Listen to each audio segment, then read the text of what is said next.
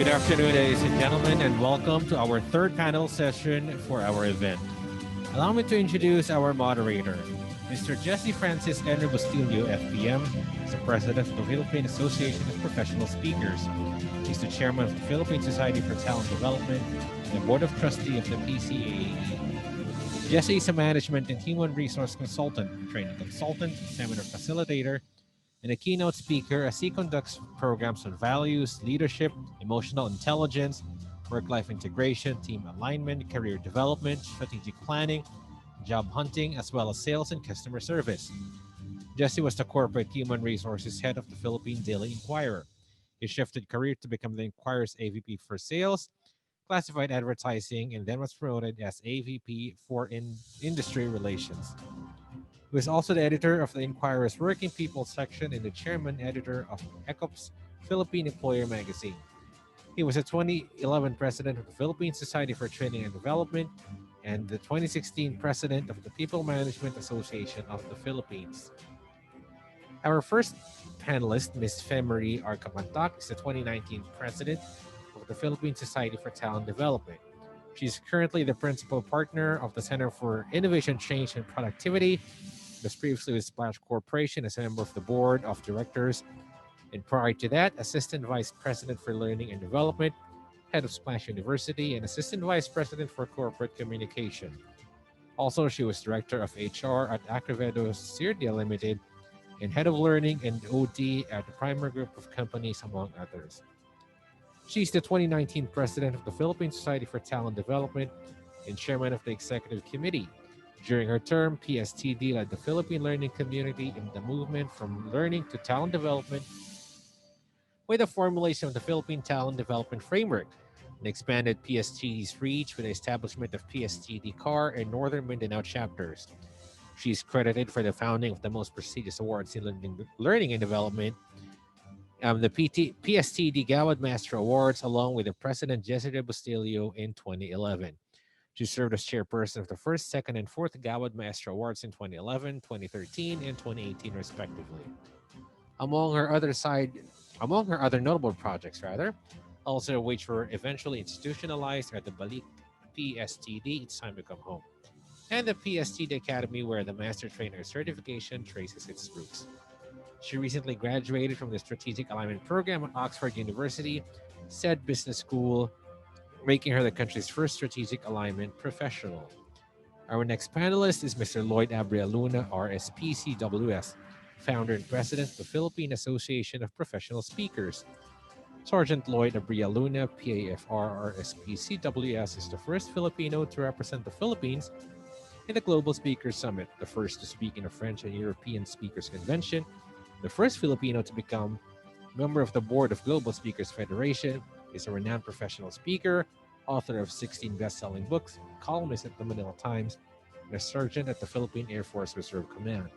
He's the founder of the New Channel Media Corporation, a live stream platform for inspirational shows, and of Step Back, a leadership and culture development company that helps leaders and organizations see the bigger picture in life and at work.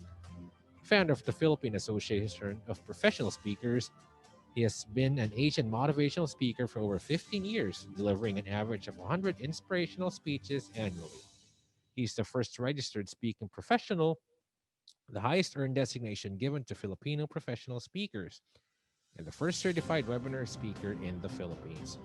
Our third panelist is Mr. Roberto Policarpio, FPM, the 2015 president of the People Management Association of the Philippines, senior HR consultant and a fellow in people management. 36 years of work experience in the field of HRM, worked in various industries such as grains, banking, international retail, and manufacturing, had HR work assignments in China, Indonesia, Thailand, and Vietnam, the 2015 national president and 2013 national vice president of the 50th annual conference chair and four-term national board of director of People Management Association of the Philippines. A trainer and resource speaker on leadership management, values, and programs on people development. He and his wife were chair couple for 13 years of the Sacred Heart of Jesus Parish Pastoral Council in Malabon City. He started his career in human resource management as personal officer at the HRM Directorate of the National Food Authority in 1984. He worked in Allied Banking Corporation as a training officer of the branch's administration division on March 1989. On June 1992, he joined the duty-free Philippines as training supervisor. A year after, he was promoted as department manager for manpower development until he became the division manager for HRM in February 1997. In February 2001, he joined the corporate human resources of San Miguel Corporation as the HR account manager for Ginebra San Miguel. He handled various managerial positions in the areas of training, organization development, employee relations and services, entrepreneurship, and international HR account management. He was the HR manager for domestic operations of South Luzon, sales of the San Miguel Beer Incorporated, in North Central Zone, San Miguel Brewery Plant, and sales from 2006 to 2007. He moved to San Miguel Yamamura Packaging Corporation on October 2008. He believes in continuous education and learning development. He has been active in PMAP committees and events since 1996. He was a national board of director from January 2000 to December 2003. In 2005, he was accorded with a degree of Fellow in People Management. He was the 2013 National Vice President of PMAP and Conference Chairman of the 50th Annual Conference held in September 25 to 27, 2013 at the Philippine International Convention Center, Manila, which established a new record of 1,500 attendees. Aside from his involvement in PMAP, he is presently active in the pastoral ministry of the Sacred Heart of Jesus Parish in Malabon City as the chairman of its parish pastoral council, together with his wife since 2007. He's happily married and has been blessed with three daughters. He studied in Vincentian Hill Seminary, the University of Santo Tomas, and Adamson University. He graduated in March 1984 with a degree in Bachelor Arts, major in philosophy. Ladies and gentlemen, I now turn you over to our moderator, Mr. Jesse Francis and Rebustillo.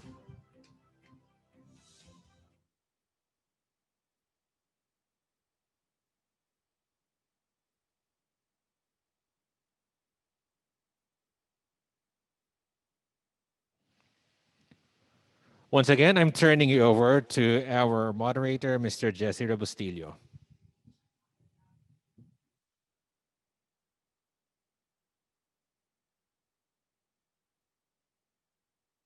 Okay.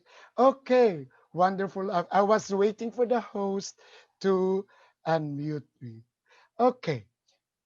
I'm sure you can hear me loud and clear. Good afternoon, ladies and gentlemen.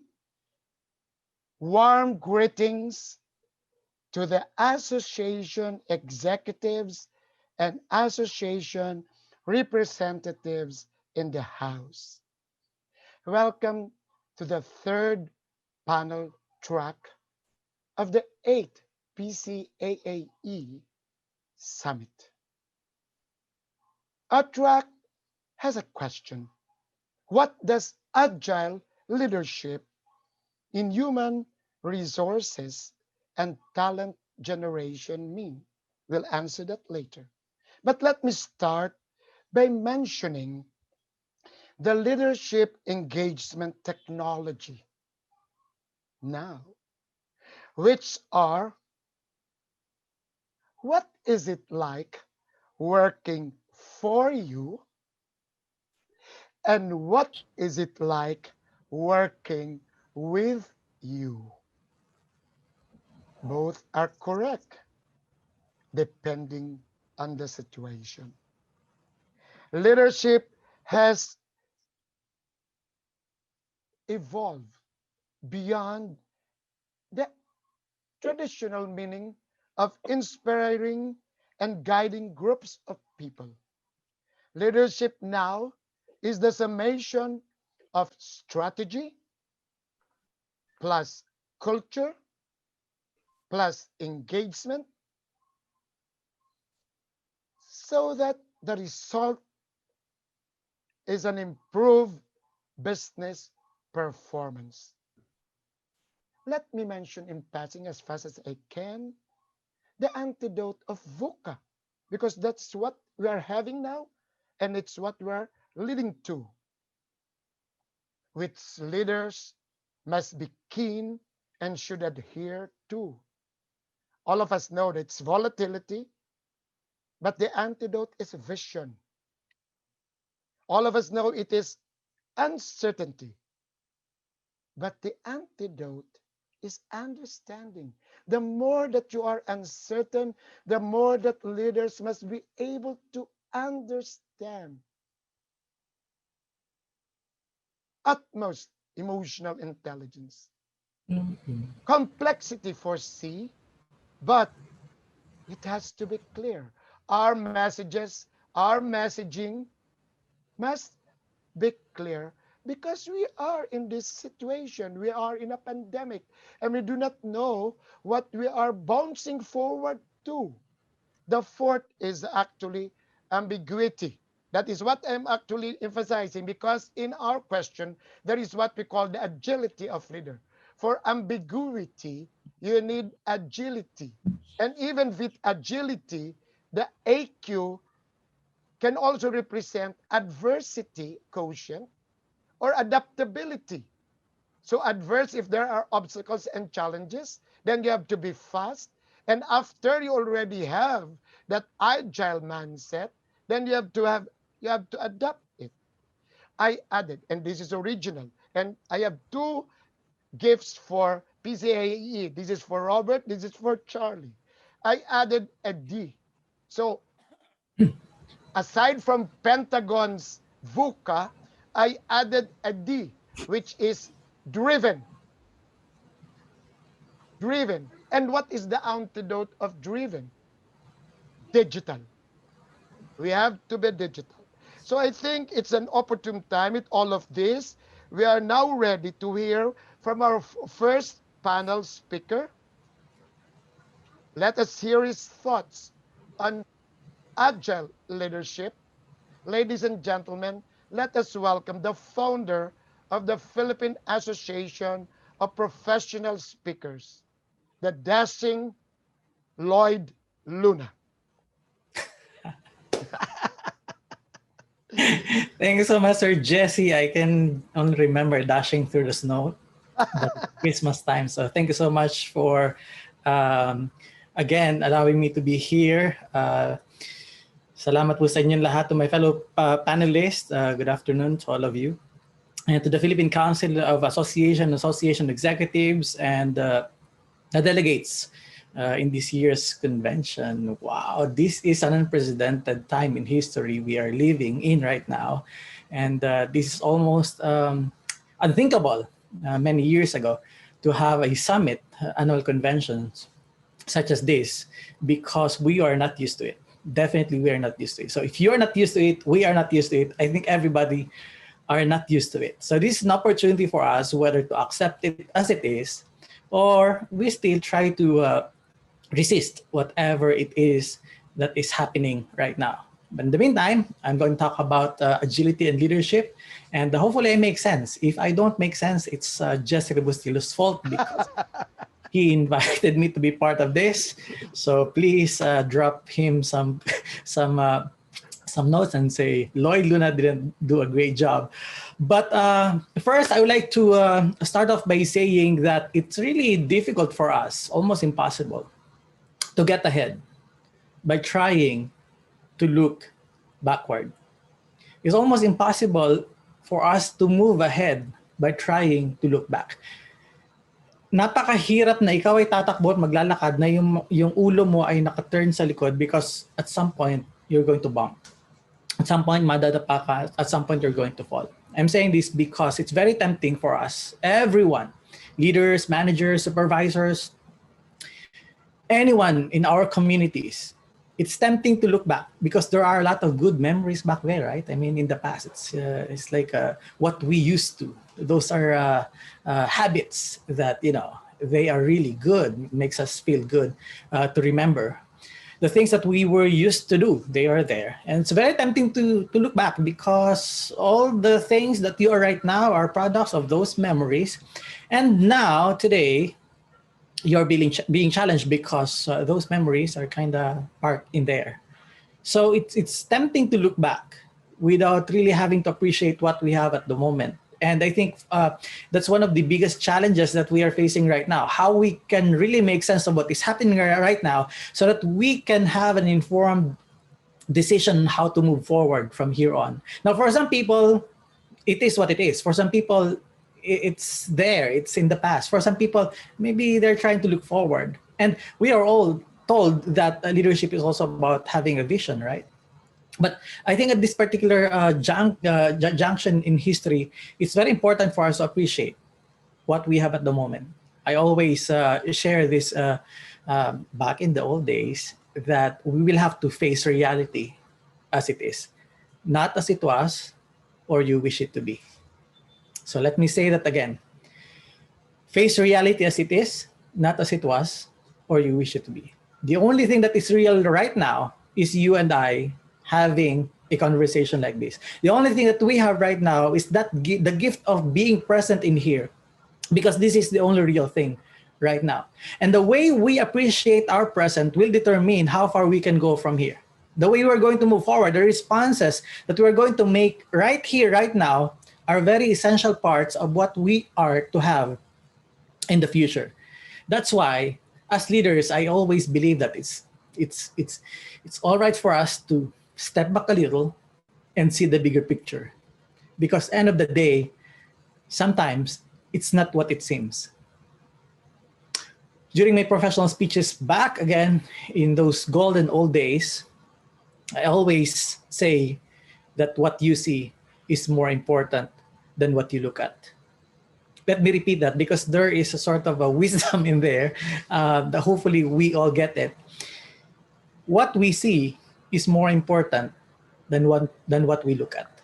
By that, I'm saying it's not enough for us to just glance, take a glance and look, because probably there is something that the picture is telling us aside from the obvious.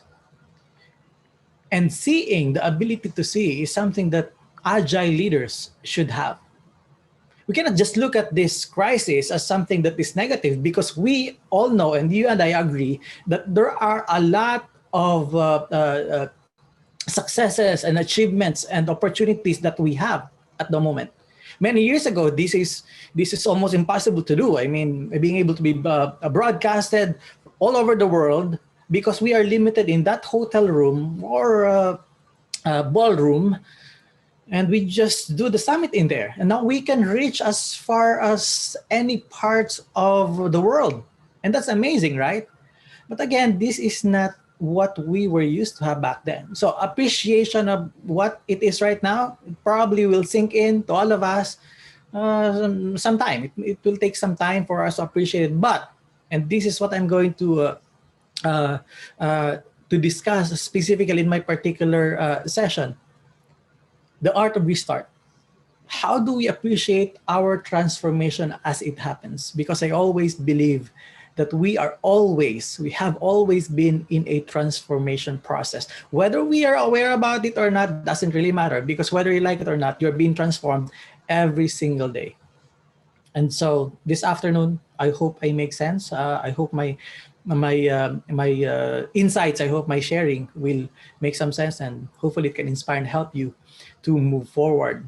Now, when the pandemic was, when the pandemic started and the Philippines declared March 15, we are in enhanced community quarantine, I tell you, for a professional speaker like myself and Sir Jesse and mentor trainers like Sir Obet and Ma'am Fe, it's like a shock. And I think it's even more shocking to me because, last year I delivered more than 100 speeches, 101 speeches specifically. And by March, I was only giving 13 speeches. And all of a sudden, it was a hard stop for the world. And you know what happens when your microphone and your stage were taken away from you? It's like a singer who no longer has the microphone. How can the singer sings or performs? No, definitely, it was a shocking experience for me. And when the microphone was taken away from me, the microphone that I was always getting myself with for the past 16 years, it's a frustrating experience. So what I did after March 15, I became a bum. I did nothing. I was so unproductive. I was just so out of reality. I was out of touch. The motivational and inspirational figure that they used to see on stage, the Lloyd Luna that they used to see, it's not there. It wasn't there. I lost myself. So probably, I don't know if you're having the same kind of sort of an experience, but yeah, for a guy like me who never had the opportunity to watch television or series since March 15 up to until April 24, I learned how to watch Netflix. And yes, I was able to finish those Korean novellas and the other stuff that, most people would like, most people with so much time to spend on during the normal days. Now, it was a bomb moment for me, more than a month of being a rebel against myself and asking God, why does it have to happen? I mean, everything is supposed to be working fine there, but why does it have to happen? And it was only on April 25 that I said, maybe I should do something.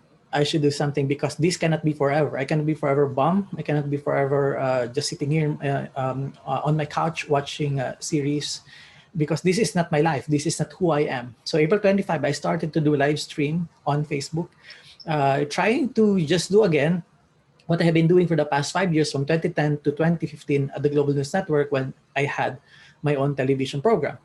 And it started there, and one comment said, the show is an inspirational show. It's funny, it's natural, blah, blah, blah. I said, oh my God, even if I don't speak, I can still inspire people? The answer clearly was, yes, I can still do it. At that point, I said, I'm going to do this. Maybe the platform was taken away from me, but my mission stayed in me. I'm supposed to be the same missionary guy. I'm supposed to be the same inspirational, funny guy that can inspire people. And when I realized that, I started moving on. By May 15, we decided we're going to make a channel out of one particular show. We're going to make many other shows. And then, voila. By June 17, we got the registration of the new company. We started a new company amid pandemic called the New Channel Media Corporation, which now has or is housing 27 live stream shows, regular live stream shows, airing from Mondays to Saturdays. I'm saying that because amid pandemic, putting up a company, almost impossible, but it happened. And then just last 3 weeks ago, I had the opportunity to do again what was supposed to be unthinkable. November 6 to 8, I had to go somewhere outside the Metro Manila to train. And after the training, weeks of training, in fact, weeks of training in the military, I graduated as sergeant at the Philippine Air Force Reserve Command. Now, being part of the Armed Forces of the Philippines, never in my mind, I couldn't imagine I have done those things, but I'm saying this because right now it's just unthinkable. I just thought, when people say 2020 is not yet done with us, I'm saying, hey, 2020, I am not yet done with you. And I think as leaders, that should be the mindset. So let me flash my slides on the framework that I would like to share with you, because this is exactly what happened to me.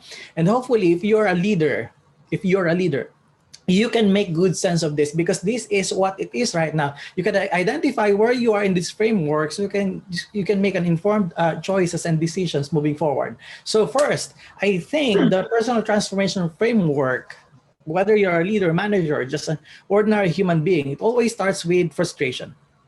It always starts with frustration.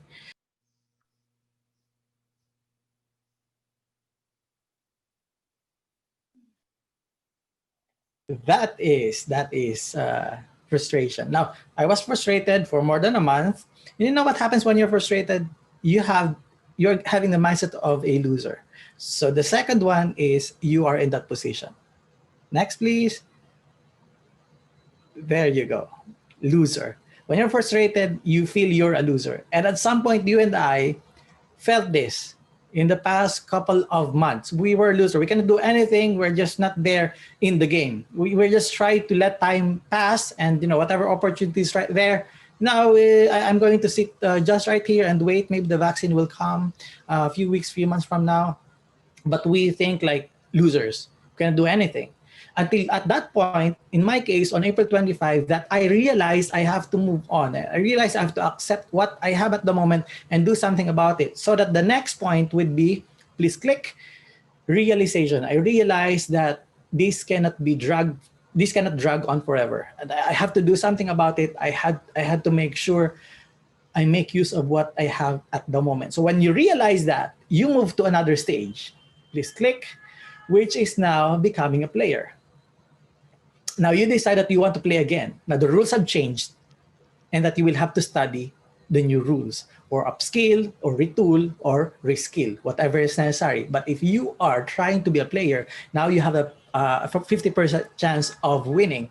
Unlike when you feel like a loser, you have 0% chance of winning. Now, 50%, as we all know, is much, much better than 0% chance of winning. Now, when you decide to play the game, and all our associations in the Philippines and around the world are into right now, changing the game, changing the policies, the systems, the structure, because the rules have changed. And then this is the opportunity for us to take several actions, which leads me to another point, taking actions. Now, whether or not you think your choices or actions are wrong or correct doesn't really matter. What matters right now is to make a decision and take an action. Besides, I always believe that imperfect decision always beats perfect indecision. And let me say that again. Imperfect decision almost always beats perfect indecision. I would rather decide right now and see for myself whether my decision is correct or not eventually, because at the point when you decide, there's really no telling whether you are right or wrong. And so that if it's wrong, you don't actually lose. And that brings me to another point, which is when you start taking action, you become a winner, whether you fail or succeed. If your action fails you and you failed in that particular decision, you learn. You don't lose, you learn. But when you succeed, you also learn. I'm saying this because if this is telling us to, this situation is telling us to make choices and take actions, whether we are sure about it or not, this is the best time for us to do it. Because we are in the rebuilding process. And no one is expecting you to be perfect at this point, because nobody is. Nobody has been perfect. And so this personal transformation, again, when you become a winner, there will be coming another a time in your life when you will become frustrated again, you feel like a loser, you are going to realize again that something has to be done.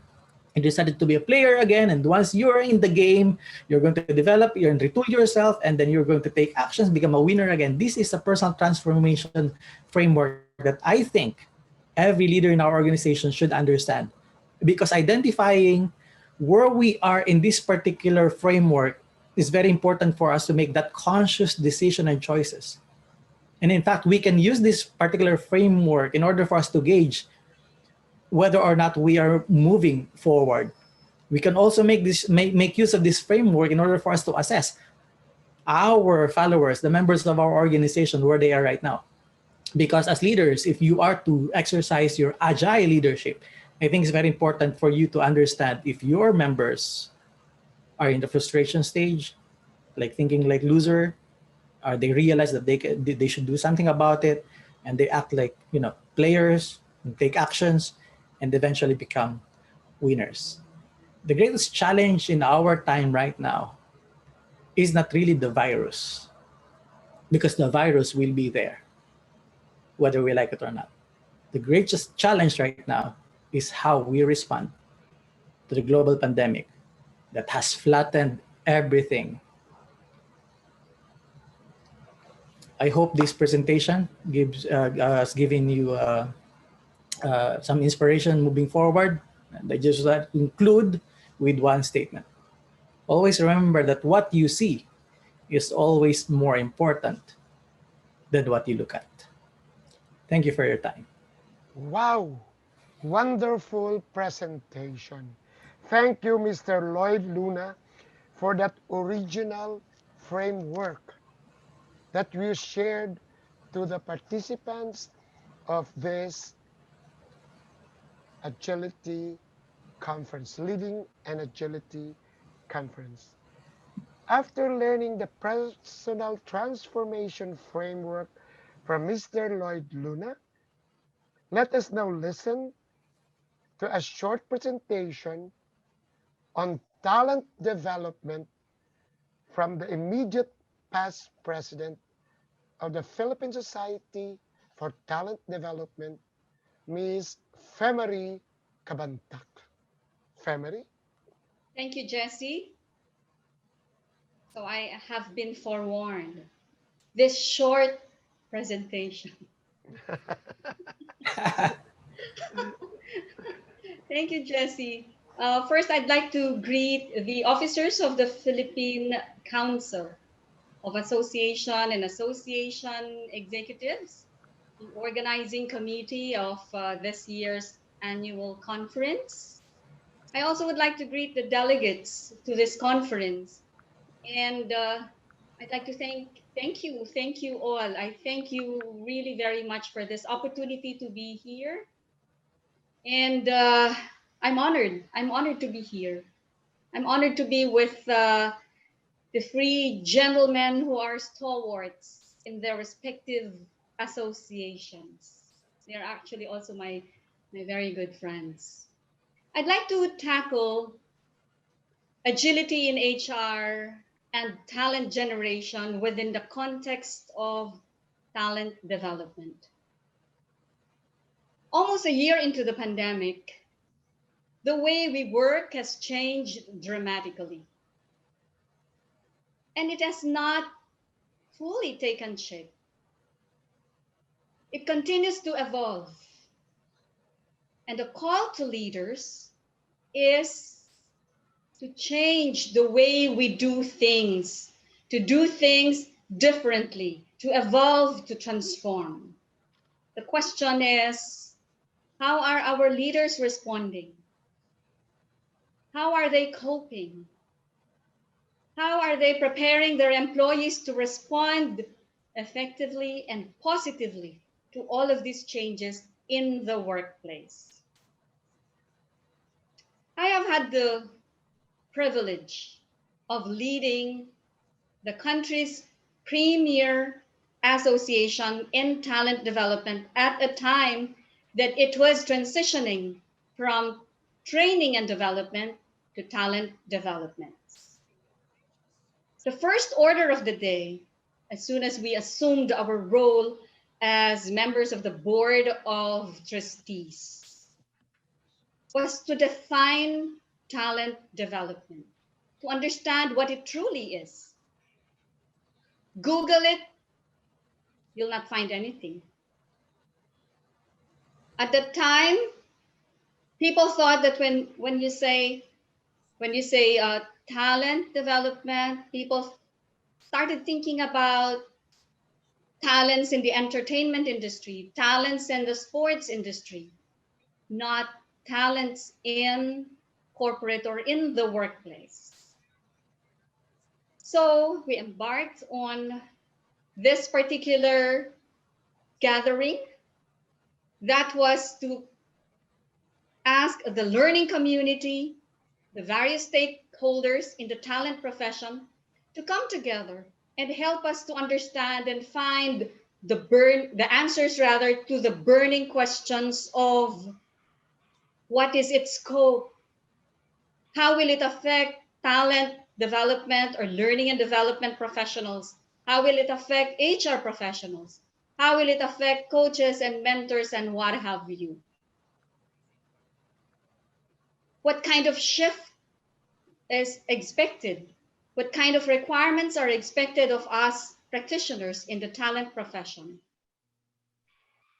And the response was overwhelming. In the morning, we had the CEOs. We felt that at that point, we needed to give them a voice.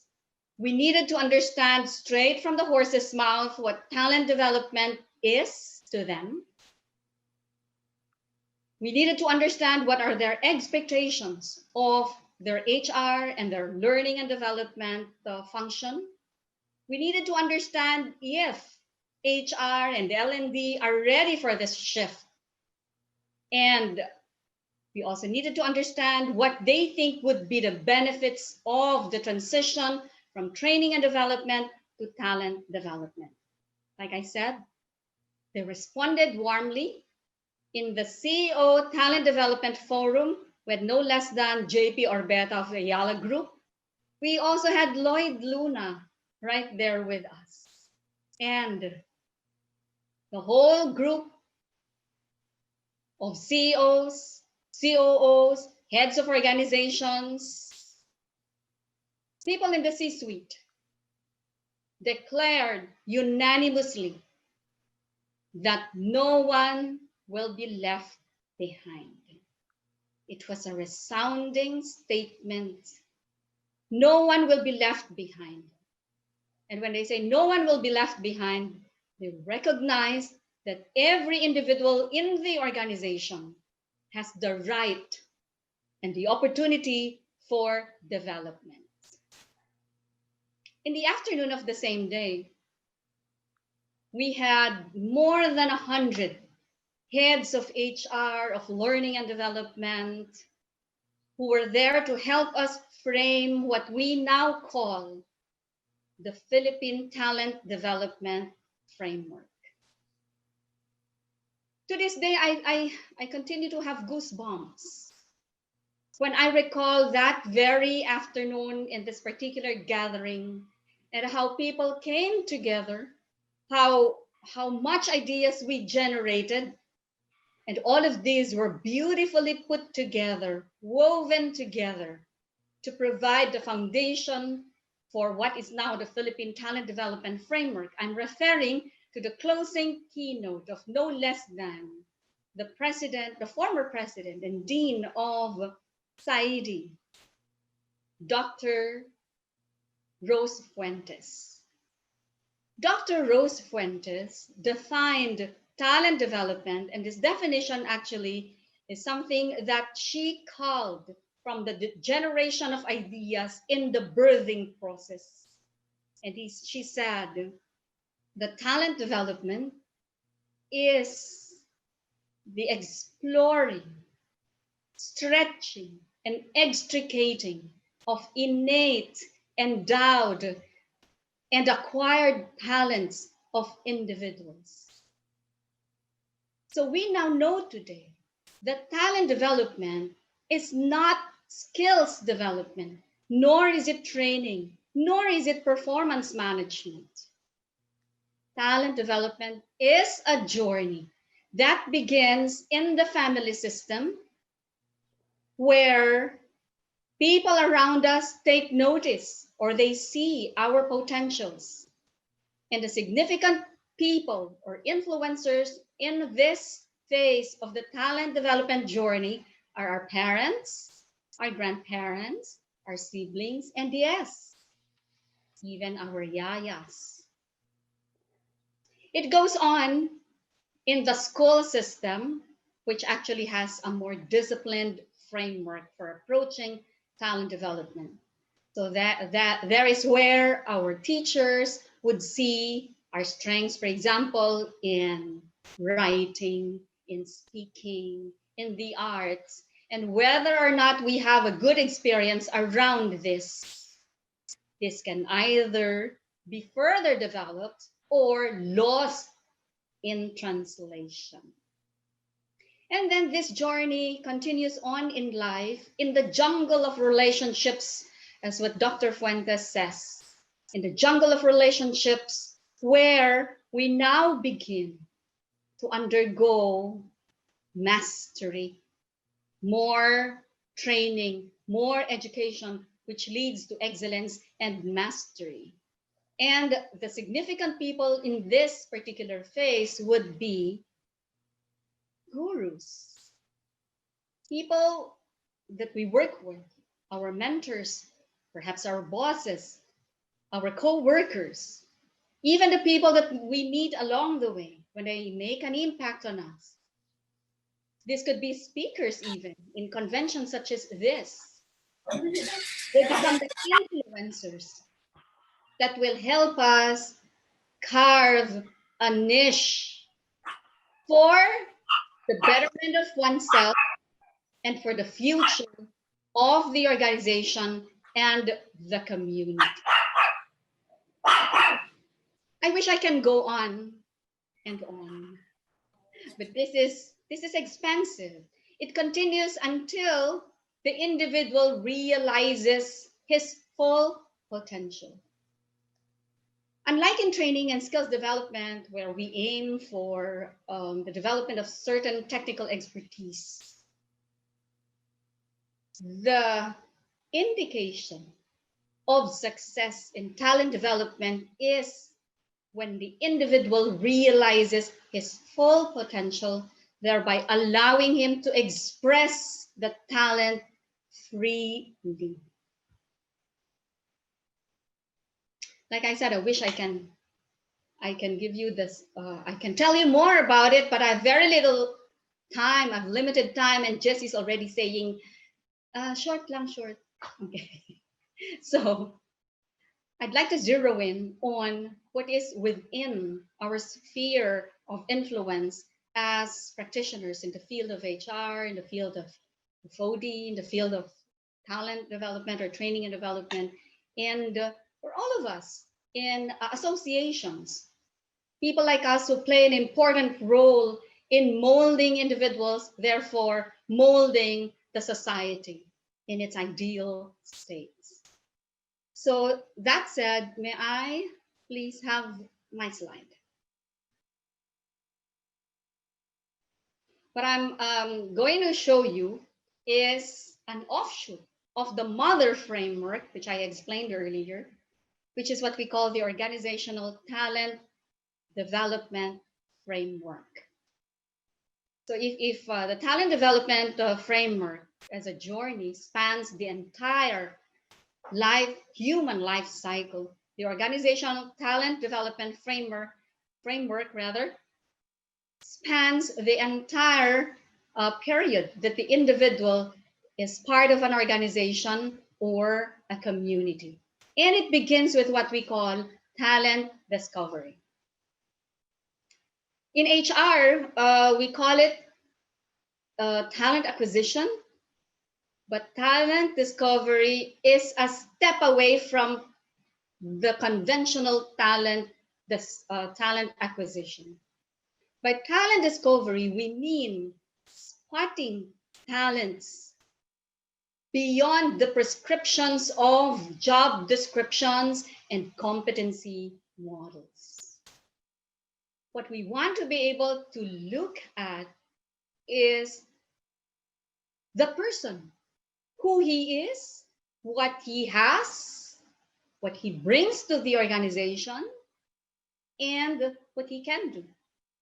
All of which are outside what we have initially envisioned by way of a job description and the competency model.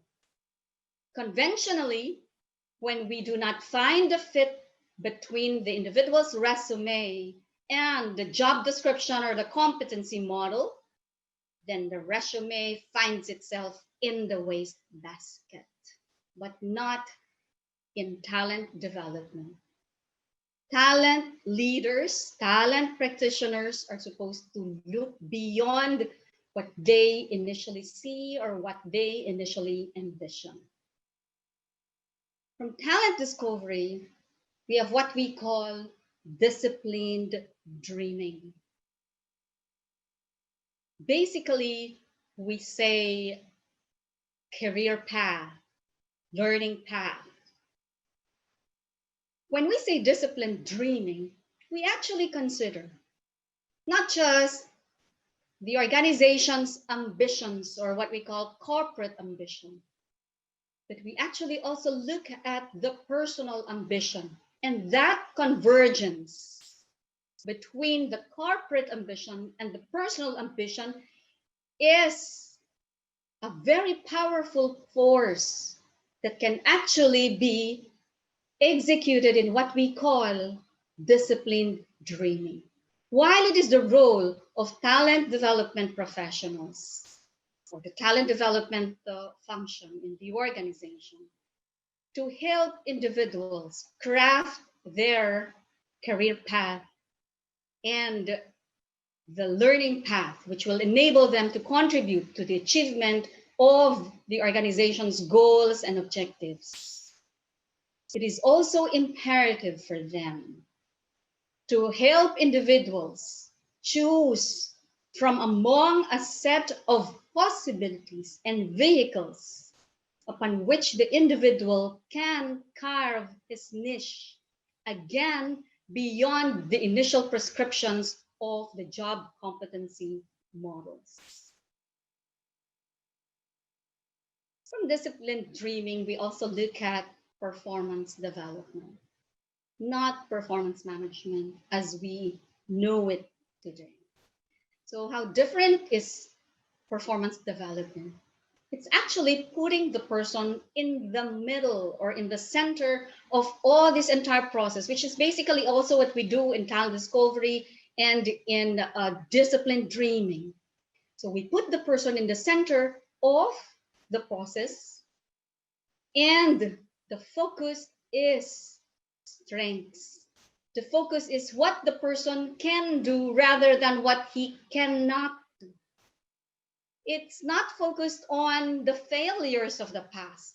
Instead, it's focused on possible successes in the future. That's why in the firm that I am a part of, the Center for Innovation, Change, and Productivity, we actually created a model which is very much aligned to this.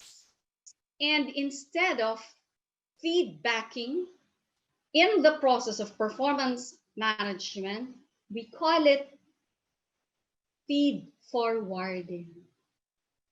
We talk about possibilities rather than failures. And that's performance development. If our managers have that particular mindset of talent development, which is that they recognize that each one is innately endowed with abilities and capabilities and potentials and talents, then by understanding all of these, who the person is, what he can do and what he has, then he can actually help push the person towards higher performance or better performance. And then there's learning in the flow of life as also being espoused by talent development. What's learning in the flow of life? With rapid and ongoing changes, it is very important that learning also evolves as fast as it can. And today, the organizational ecosystem has actually become learning and work. Never before has learning and work become so connected and interconnected and integrated than it is today. Learning and work together. Learning has become so personalized. Content is made available anytime, anywhere. We learn at home where we do work now. We learn in all the kinds of interactions that we have remotely and online and what have you. Learning in the flow of life means that learning naturally occurs in our day-to-day work. Human experience. Human experience versus employee experience. What it simply means is that in learning, individuals need to understand what does all this learning mean to me? It's actually driving meaning back to what we learn.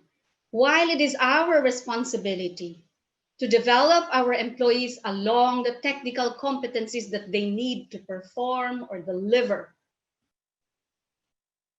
talent professionals need to be able to understand what meaning employees can derive from all that they learn. So the question here is, what are all this learning for? Am I able to use my talents, my strengths and abilities?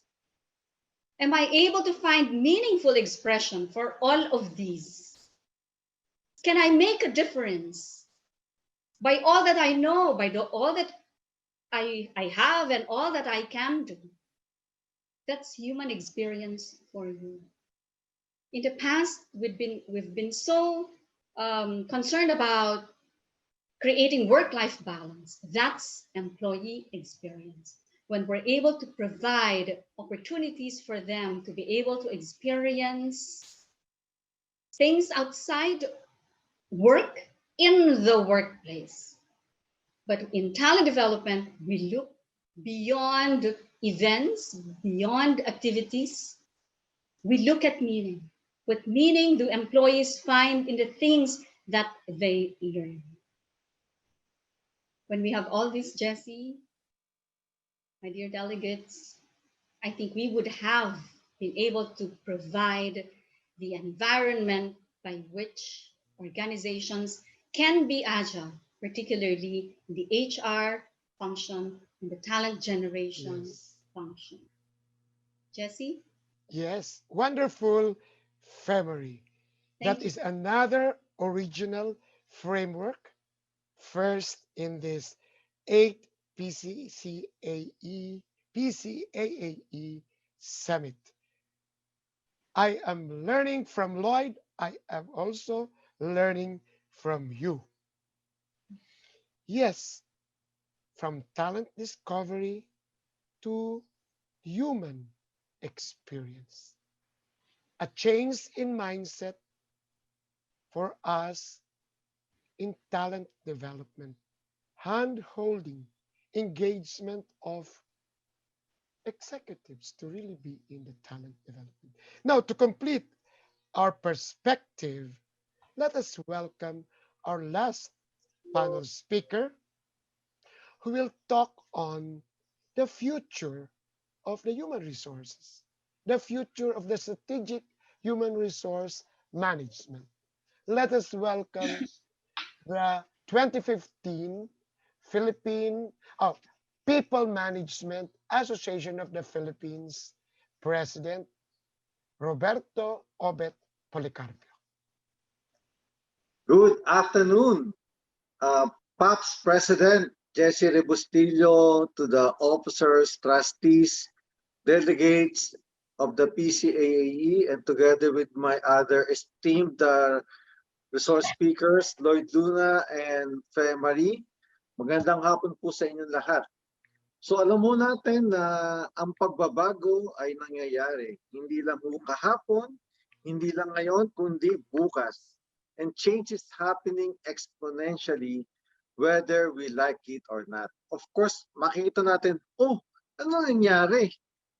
May mga tao dyan, ang tanong ay, bakit? Ano nangyari? Pero, ang isang klaseng tao ay ito, kinakailangan merong tamang mangyari.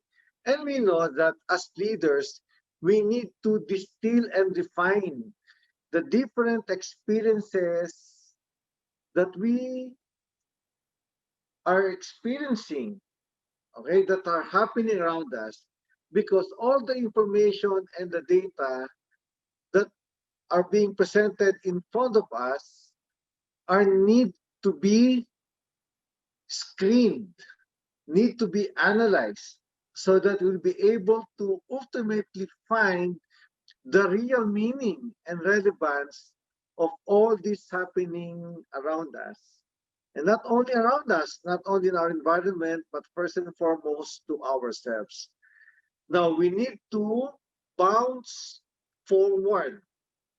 But in bouncing forward, so that we need to have that big ricochet, we need to go backwards.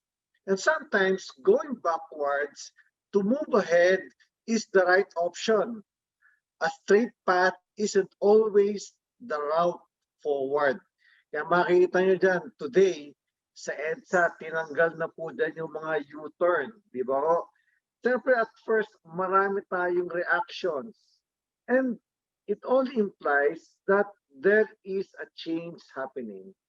But after some weeks that those U-turns had been closed already, I think most of the motorists are starting to adapt to the change. And we need really to take a look at it. And we know that a leader is a good follower. So kinakailangan tayo individually, as citizen of this country, need to sometimes, you know, make some sacrifices. Because as leaders, we have different roles to fulfill. Ano yung mga roles natin? We need to become good listener. At the same time, we have to be loyal. Loyal not only to a person, but most especially loyal to the organization and to the majority. We need to become energetic. Kahit na tayo mismo, minsan may mga pinagdadaanan, we also have some problems. And aside from being energetic, we need to empower others. Otherwise, how can we empower others kung tayo mismo, we lack the energy, the enthusiasm, the joy, the happiness, and the positivity. We need also to become diligent in everything we do, especially in the little things that have been entrusted to us. Parang sa ganon, the people around us, especially our direct reports, the people who are part of our team, will also be engaged. All right? Now, other than being diligent and engaged, we need to become reliable. No? Reliable means you need not to be reminded. In other words, we need to become conscious always of our initiative. And definitely, we need to be respectful. Okay? So, hindi ko mo tayo ang leader, tayo lang ang masusunod. At kinakailangan, we must be able to recognize also some members of our team who have natural leadership in themselves. Siyempre, importante dyan that we need to become good role models as servers. A servant, that is a true mark of a leader. Now, aside from those things, we need to be honest. Okay, because honesty is very important. Otherwise, if we don't value honesty, definitely it will affect our integrity. At kinakailangan, we are always be ready to be helpful, especially to the needy. Okay? Now, we need to safeguard our integrity. Between character and competence, what is most important? Of course, we have different answers. Character is more important? No. Competence is more important. Actually, both of them are important and essentials. But it is character that will spell everything. That's why we need to take good care of our integrity. And lastly, we need to be continuously passionate in everything we do, no matter what the circumstances is all about. And we need to become proactive. And that is what leadership is all about. Again, leadership is listener, loyalty, empowering, energetic. We have to be diligent, we have to be engaging, and then we have to be reliable, respectful, honest, helpful, take good care of our integrity. We have to be passionate and productive. Because I define leadership in 4 operative terms. First and foremost, without saying anything, by merely walking down the aisle with our presence, people will be inspired. Why? Because they believe in us. They see true actions coming from our heart, which is authentic, real. Now, other than being inspired, they are naturally motivated.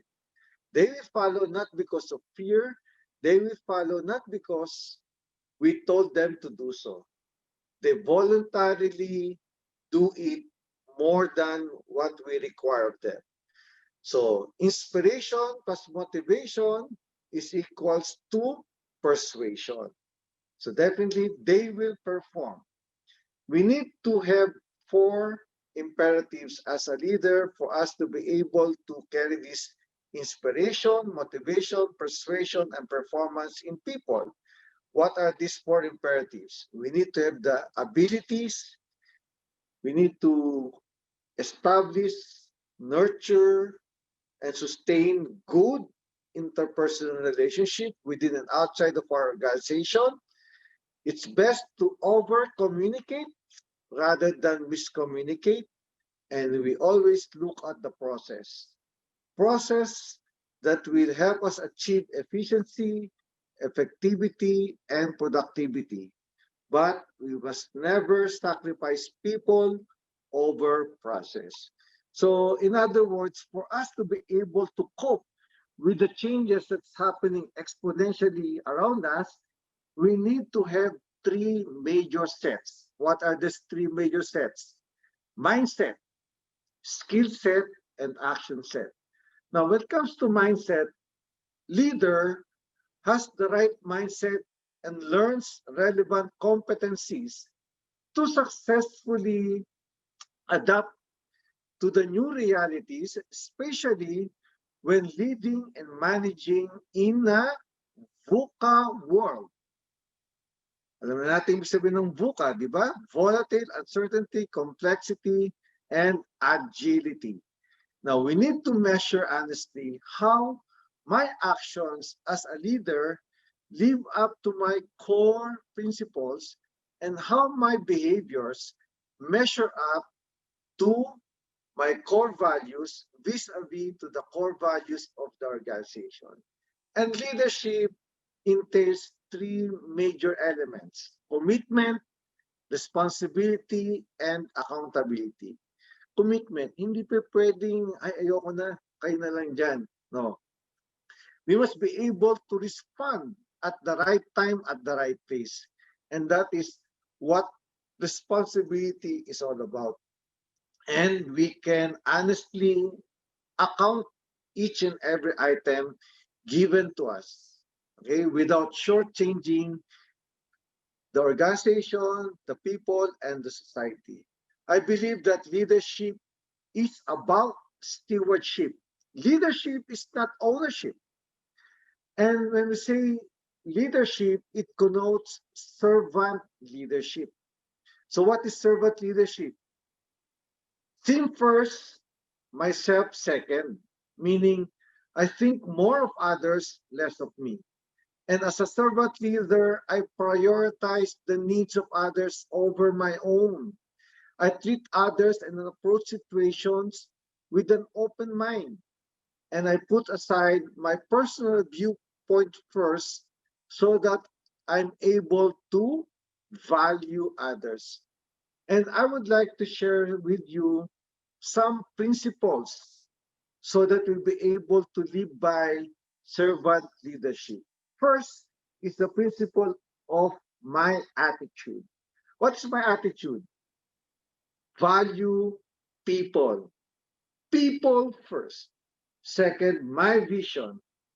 As a leader, what is my commitment to people, to others?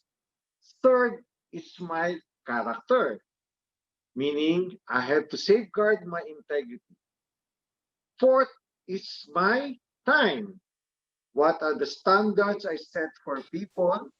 But before I set the standard, I show them that standards consistently in my actions. And lastly, my leadership.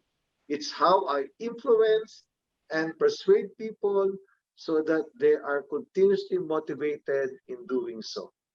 So how do we now reconcile servant leadership with difficult goals and decisions, especially during this pandemic period? First, we need to demonstrate values and right behaviors that we want to see in others. Personal actions. Second, we need two situations from the other's perspectives. It means we have to empathize. Third, we need to make decisions for the common good. Fourth, we have to ensure that members have the competencies and resources they need to meet the objectives. We need to also to manage maturely emotions and behaviors and consider how this affect people, especially our own emotions and behavior. Build team consensus so that everyone supports the decision. And lastly, let's be responsible for the performance of our team while being accountable for any failures, if any. And this only means agility. Thinking, feeling, and performing with flexibility, speed, and good quality actions that are value driven. We need to think and act quickly with right solutions, interventions, and actions beyond the normal way of doing and behaving. It also entails resilience. What is resilience? It's our ability and capability to recover quickly from difficulties and toughness, bounce forward and transcend borders to be in a better situation and condition. There is no such thing as impossible for a leader. Everything is always possible. Cope steadfastly in spite of setback and barriers without compromising your character. Of course, again, sustain motivation. Needs one's desires are interrelated, which serve as internal driving forces to action. Motivation is a continuous process that leads to high morale, empowerment, optimism, and not only happiness but joy. Because life involves dynamic interaction with others, change, environment, something that we have to improve on always as long as there is willingness to embrace change and to make the right change.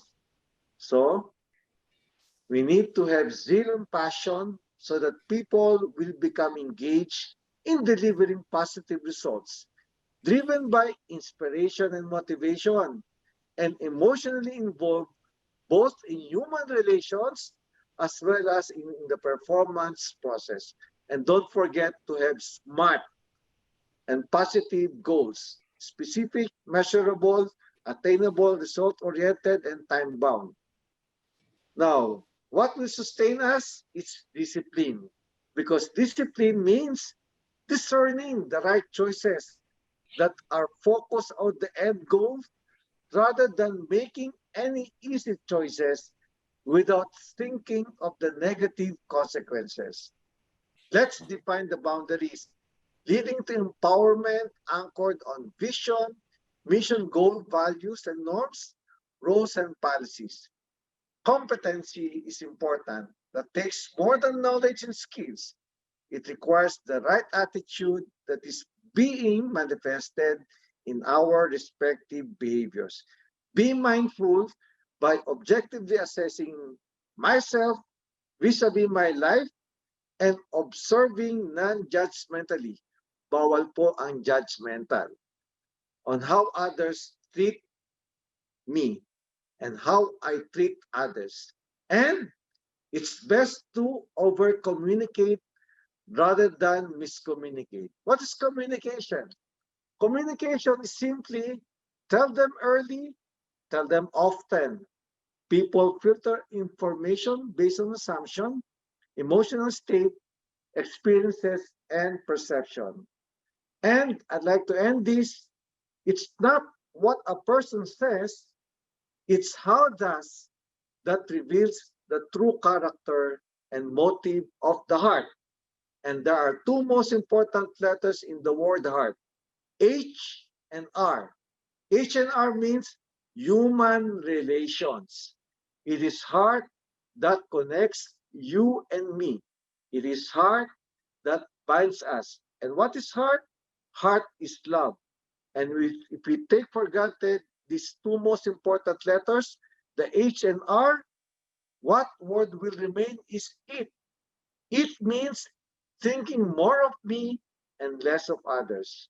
So always have that heart, thinking more of others and less of me. And that is what is leadership is all about. Thank you, Jesse.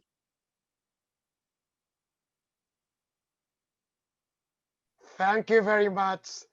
I past president of PMAP, Roberto Policarpio. Now we are ready to have some conversation. And why don't we just first answer the topic, the question, what does agile leadership in human resources and talent generation mean? It will be wonderful if you can really zero in and nail it. Can we have the first reply from our speakers? What does agile leadership in human resources and talent generation mean? I can see the smile from who would like to go first? Ladies Sir, first. Okay, Lloyd. Okay. I nominate Marie Cabantac. Yes. Ladies first. Our queen. Okay, go first. Go first.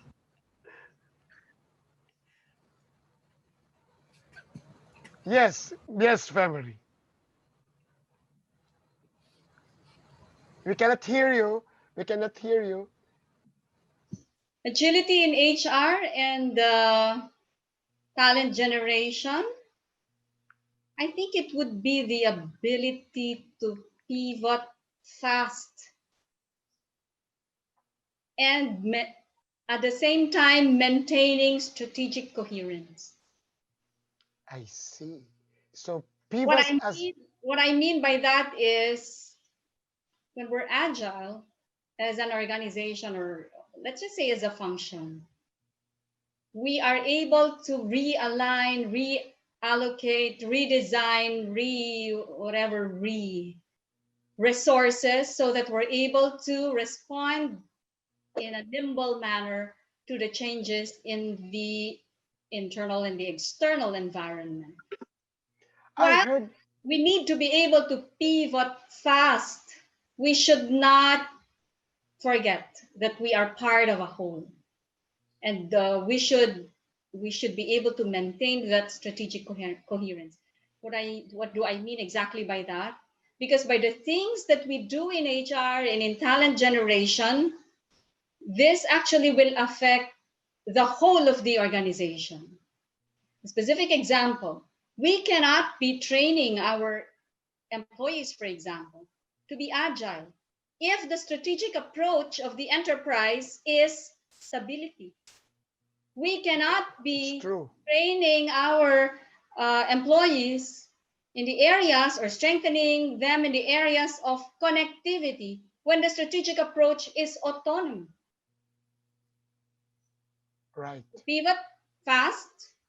To me, agility in HR and talent generation is the ability to pivot fast and maintaining strategic coherence.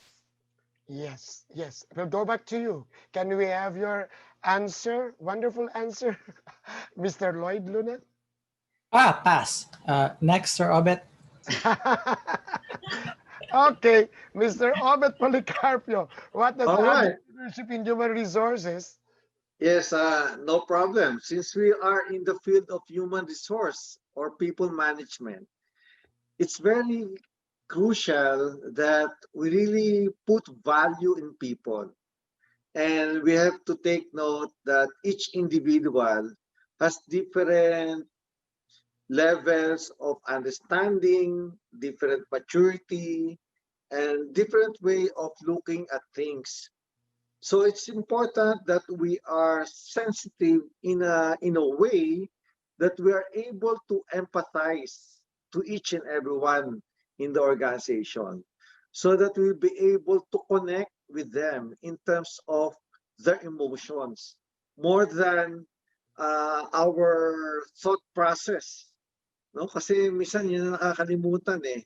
Yung feeling level, again, I go back to what I said a while ago, we have to connect using our heart. No? Kasi yun ang maintindihan natin, maunawaan natin sila. Otherwise, if we neglect the heart and we become rational and we become so strict in terms of enforcing the policy, the guidelines, and definitely will not be able to really make the right decisions, and that requires discernment. So importante yung flexibility, speed, and making good quality actions that are value-driven. I heard you, and thank you, PP Obet. I heard you, Femery, mention that there should be engagement from um, executives, from the leadership, from management. Can you expand on that?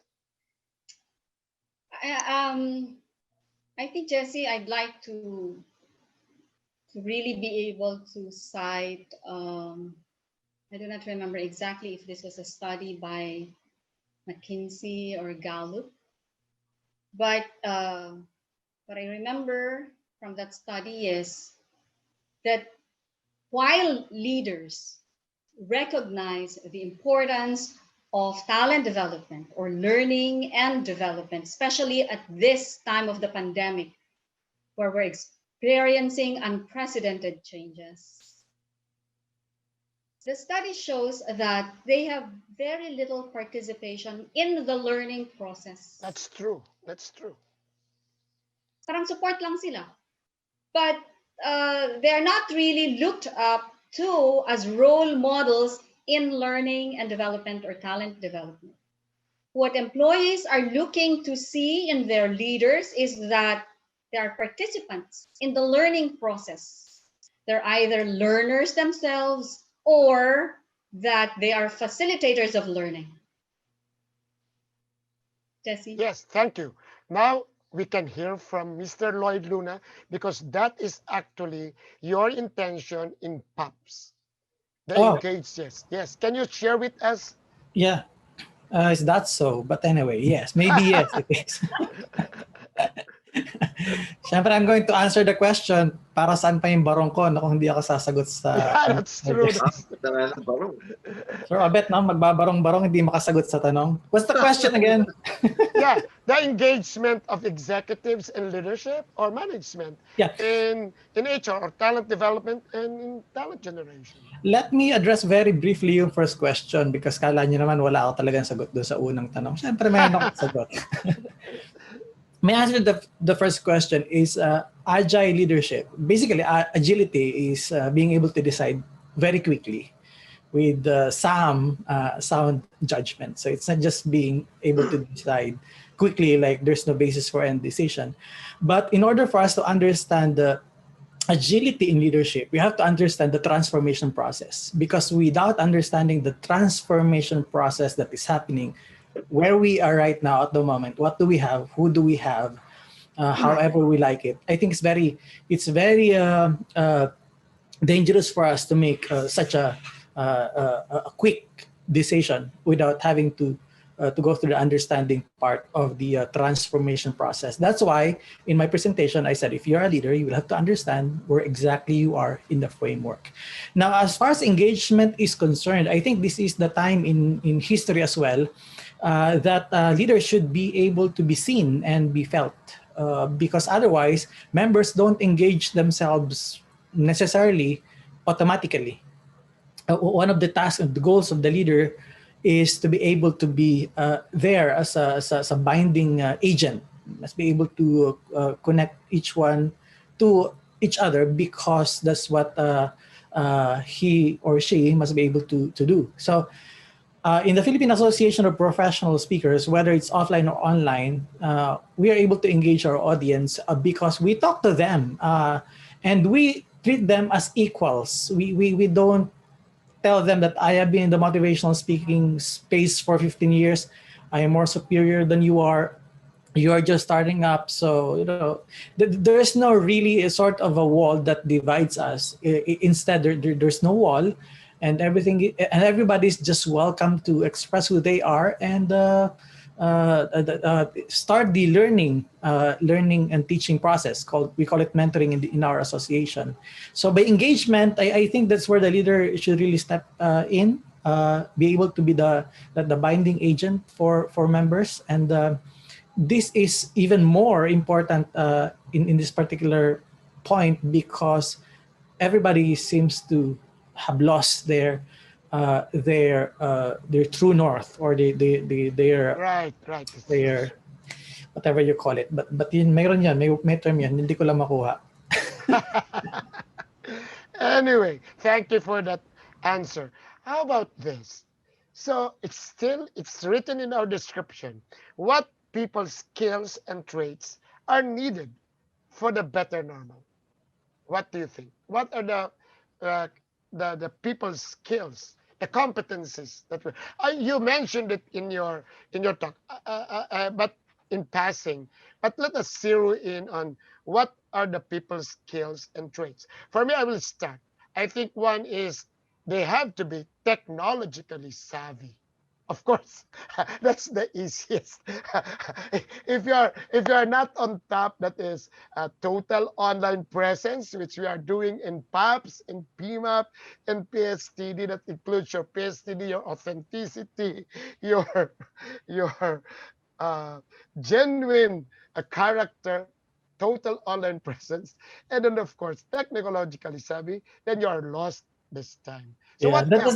that's the advantage of being a moderator. You know exactly what to ask, so you know exactly the answer, right? Aside from that, what other skills that are needed? The new skills. What other competencies needed Jesse, for the future? Jesse, Yes, I, family. I'll have to say it's empathy. There are so many skills that we need in this new normal environment, but empathy, I think, is one of the most important skills or capabilities. Family, can you teach empathy? Jesse, it can be taught. It can be modeled. Again, and thanks for that question, because really it's something that's so much aligned to in fact, it's one of the concepts in development talent development being a journey from the home to the workplace to the community. And just like any value that we are we are taught or we are exposed to or that we catch, empathy is something that we also catch. It's something that takes root in childhood. I see. So it cannot be taught, but it can be caught. It can be caught, it can be modeled. Okay, so there should be a good model. How about you, PP Obet? What are the competencies that you can see that will be required in the future? I think before I answer that question, I will cite the basic foundation of all these things, which is the value of malasakit. Value of malasakit. It's really putting myself on the situation of each and every one.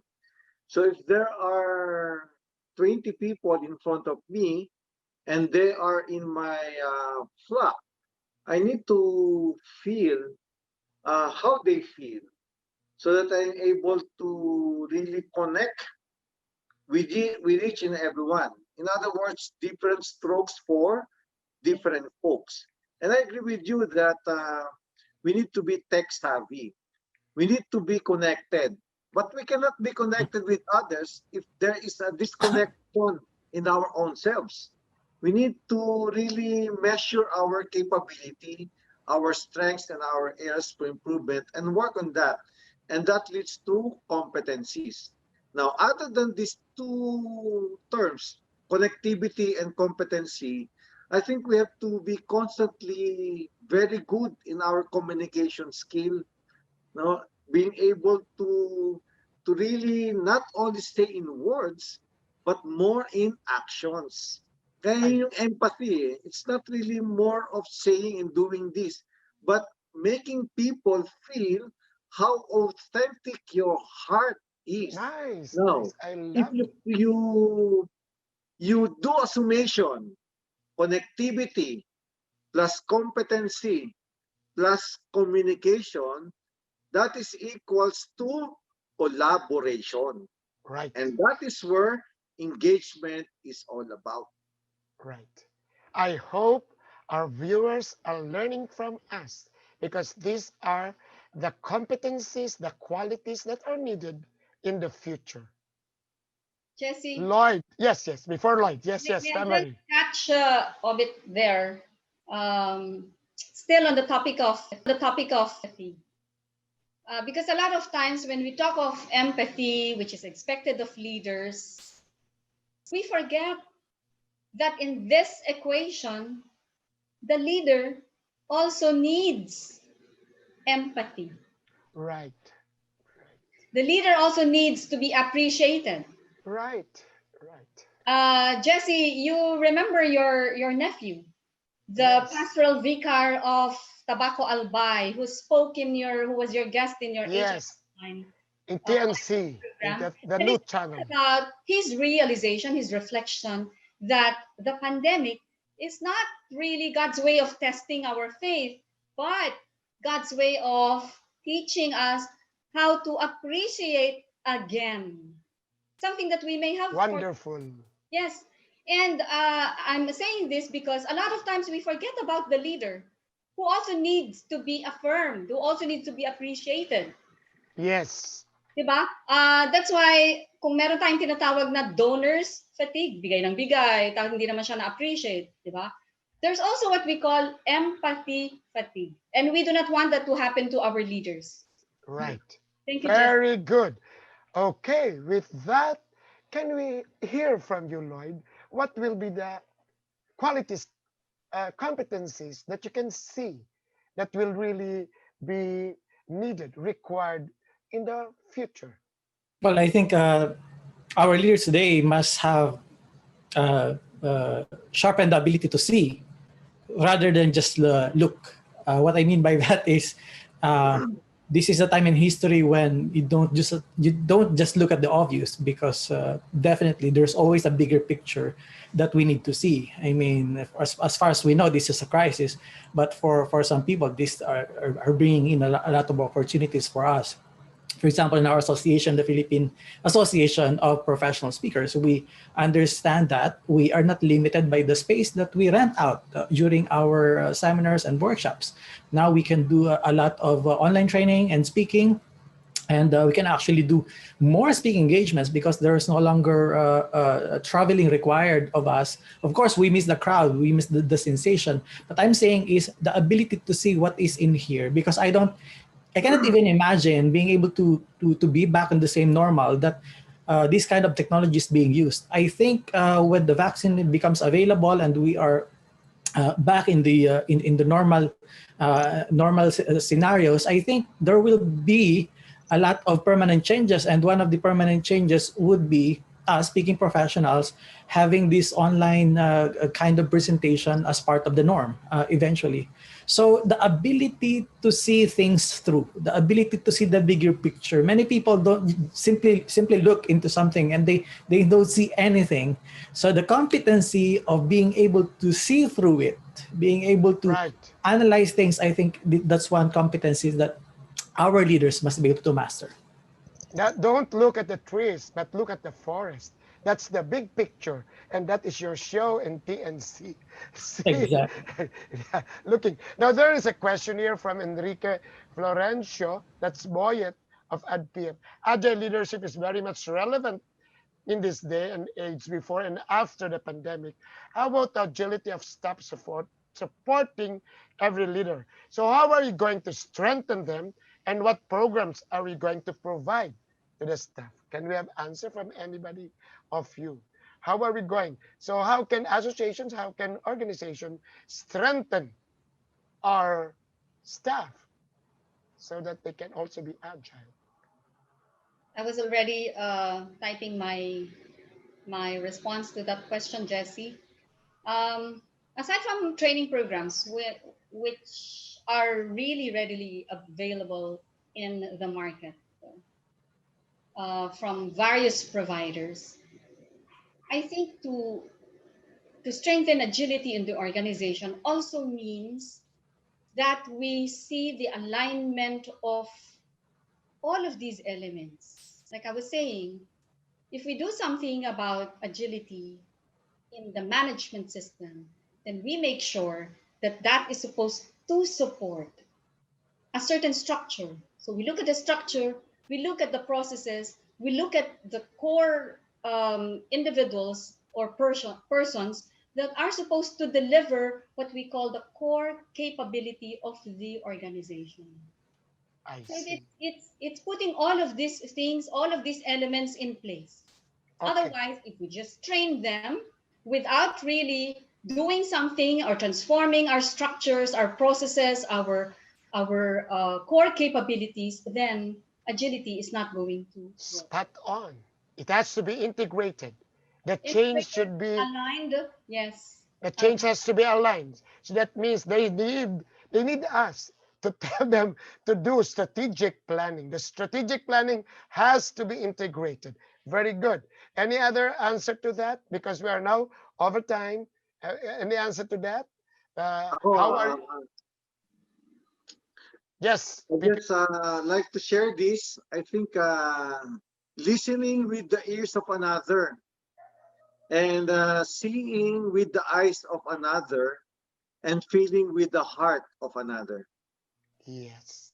That is emphatic listening. You listen with your ears, understand with your head, reply with your heart. Yes, that's emphatic listening. I'm But going to this, add. I'm going to yes, add very, very quickly.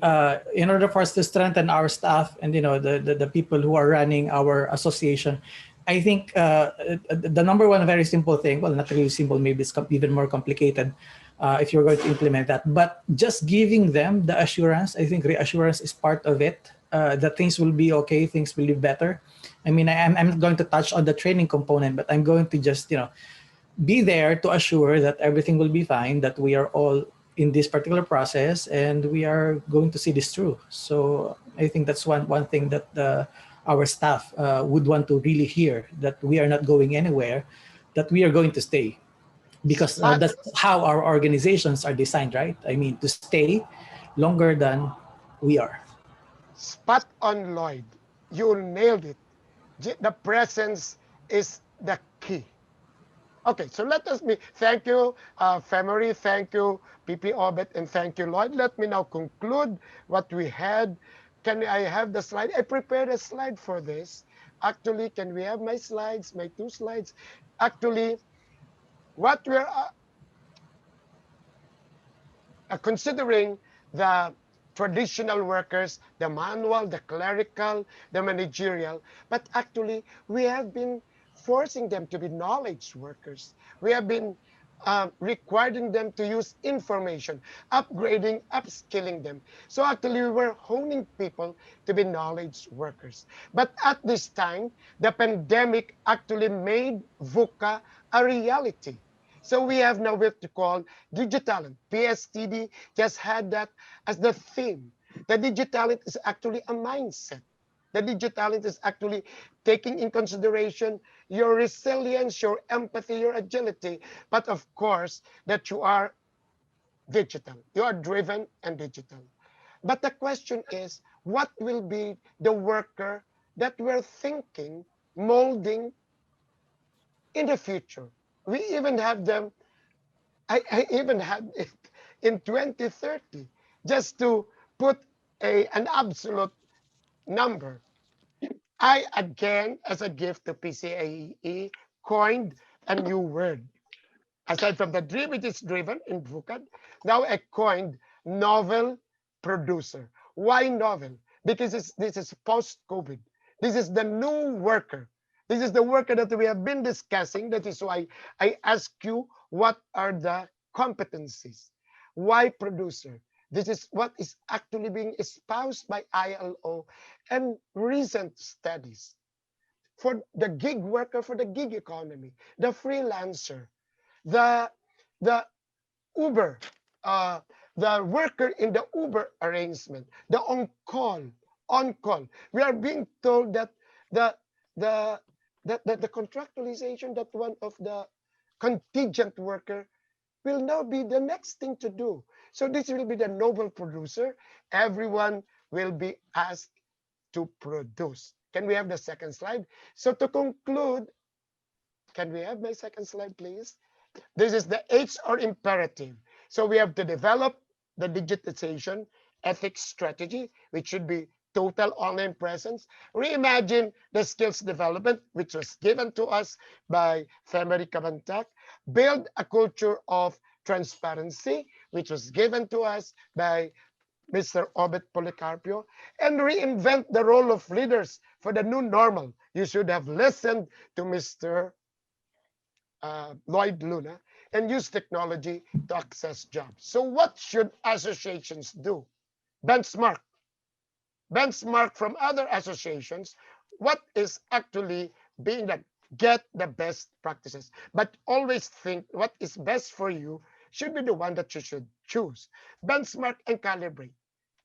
Provide the things that are required for being digital. But what I mean by benchmark is that you have to look into those processes, those practices that can be beneficial to your organization. Then, of course, retrain, upgrade, retrain and upgrade your staff, your members, so that, and then sustain it. And then, of course, we have to be agile. As mentioned by our three speakers, we have to be fast. We have to be fast in our decision. As mentioned by Lloyd, we have to see it, the big picture. As mentioned by PP Obet, we must start from ourselves.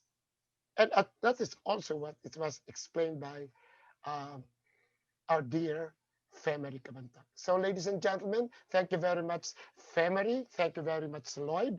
And thank you very much, Robert Policarpio. And thank you very much for the opportunity that you are here. Yes, Bobby. Yeah, thank you very much, Jesse. And, it's unfortunate we haven't met in person, Marie, Lloyd, and Obet, but in good times we should get together. And that's also one of the advocacies of PCAAE is to really link people and ideas. So it's really good to learn from you and your gem of wisdom and inspiring insight. So thank you so much for your frameworks. These frameworks, in fact, can be also be adapted to associations. And as you know, PCAAE is like the association of and for associations. So thank you so much for your time and insights. We will send you a nice certificate and a hand sketch drawing of your photo by one of the daughters of our staff. So I hope you will appreciate that also. And really on behalf of the PCAAE board and the secretariat, really appreciate your gracing our event. And thank you so much for your insight. Thank you very much, Jesse, for putting together a very talented group of panelists. I love it. Talented. We talk about talent. Lloyd Luna, Marie, and Obet will be at the service of PCAAE. We welcome that we can contribute and then invite us, and we will. Yes. We will really share our thoughts with you. Now that we met, at least virtually, we are confident we can work together. And as Obet mentioned, collaboration is the new currency of the time. So thank you so much. And, I turn you over now to our MC so we can continue and hope you can stay for the rest of the summit. Sure. Yeah, sure. Thank you, sir. Thank you so much. Thank you, Bobby. God bless. God bless. Yes, thank you so much. Maraming salamat. Thank you very much, members of our panel, as well as Mr. Bobby Peralta. Moving forward, our next panel discussion will focus on what it takes to be an agile association leader, especially that we are faced with such uncertainty. Allow me to introduce your moderator. Ms. Cora Conde has over 30 years of experience in different areas of development, banking, and more than 10 years of exposure to the world of associations. She's credited for leading the PCAAE Board of Trustees and membership to a higher level of engagement, commitment, innovation, enthusiasm, and energy towards professionalizing their associations and making them sustainable in the long term. She's presently the group head of ADF IAP Consulting, former senior vice president and head of the SME Department, Development Bank of the Philippines, founding member of PCAAE, and actively involved in the association's continuing education initiatives, specifically the Certified Association Executive Program. She's a certified professional association executive represented the ADFIAP as speaker or participant in various international association events such as the IMEX Frankfurt, IBTM Barcelona, and association expert seminars of the ICCA in Frankfurt. Our first panelist is Mr. Charlie P. Villaseñor. Charlie Villaseñor is known as a supply chain, procurement, and logistics management icon in Asia for his advancement of ethics, excellence, and enablement in supply management field. He used to be the LBC Express Senior Vice President from 2015 to 2017, the Ariba and SAP Company Regional Director, ASEAN from 2001 to 2002, the Buy and Trade, Commerce One e-marketplace COO from 2000 to 2001, Caltech Chevron Regional Director for Asia, the Middle East, and Africa from 1995 to 2000, the Coca-Cola Supply Manager from 1992 to 1995, 3M Company Logistics Head from 1989 to 1992, China Bank Export-Import Analyst from 1986 to 1989. Our second panelist is Mr. Octavio B. Peralta, or Bobby Peralta is fondly called the Association Man by his peers in France in the association community here and abroad. He's the immediate past Secretary General of the World Federation of Development Financing Institutions, the President of the Asia Pacific Federation of Association Organizations, and an advisory council member of the American Society of Association Executives. And our third panelist is Ms. Evelyn Balmea Salira. Ms. Evelyn Salira has over 30 years experience in association management work and has advocated for the professionalization of the Secretariat for all organizations to make them continually relevant to their members and the industry they represent. She started her association management career with the Philippine Chamber of Commerce and Industry, where she quickly rose from the ranks. Joined the Philippine Retailers Association in 1994, founding Secretary General of the Philippine Franchise Association in 1995, the Philippine Council of Associations and Association Executives, First Association Executive of the Year awardee in 2015, Association Executive of the Year during the first ever APAC Association Awards 2017 and 2018, and featured on the cover of TTG Magazine for associations. And our fourth panelist is Richie Villarica Ronquillo. And Richie is a multi-awarded communication leader with 40 years in the profession. She's an IABC Fellow, the highest honor bestowed upon a member of the US-based International Association of Business Communicators, who has significant impact on IABC and on the communication profession. She's an accredited PR professional conferred by the Public Relations Society of the Philippines for competence, ethics, and experience. She's an advisor, past chair, and past president of IABC Philippines, an advisor, President's Council member, and past president of the Public Relations Society of the Philippines. She's a trustee of the University of the Philippines College of Mass Communication Foundation, Incorporated, and of the Philippine Council of Associations and Associations Executives, and is a member of the UK-based International PR Association and IPRA Philippines. She has led campus, barangay, parish, alumni, and professional associations and foundations through the years at country, regional, and international levels, and served in senior management positions in the cement manufacturing and construction solutions industry and in the energy sector. She has also led her teams to win awards for excellence in communication, PR, and CSR, and has received citations and awards for leadership. She also speaks at international and national conferences, summits, fora, and webinars. She's the first Filipina to be named as a director of the IABC International Executive Board. She's a training consultant at the Asian Institute of Journalism and Communication at the Mapua University Center for Continuing Education and Special Competencies, and was adjunct faculty and professional lecturer at the De La Salle University Manila and Enduran Colleges. She was a UP Entrance Scholar, a scholar of the Kapisanan ng mga Broadcaster ng Pilipinas, Broadcast Media Council, and UP College of Mass Communications Outstanding Broadcasting Student, and KBP's Most Outstanding Broadcasting Student for Academic Excellence, Community Work in the Barangays, and Exemplary Leadership. Ladies and gentlemen, once again, your panel. And I will now turn you over to our moderator, Ms. Cora D. Conde. Good day, everyone.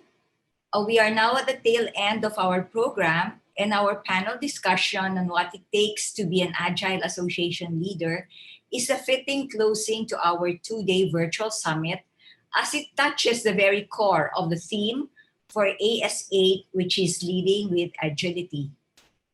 To set the tone for the panel discussion, let me just give you some background on agile leadership. The word agile is an iterative approach to the software development era in the 70s that helped teams deliver value to their customers faster, with solutions evolving through collaboration and self-organizing teams.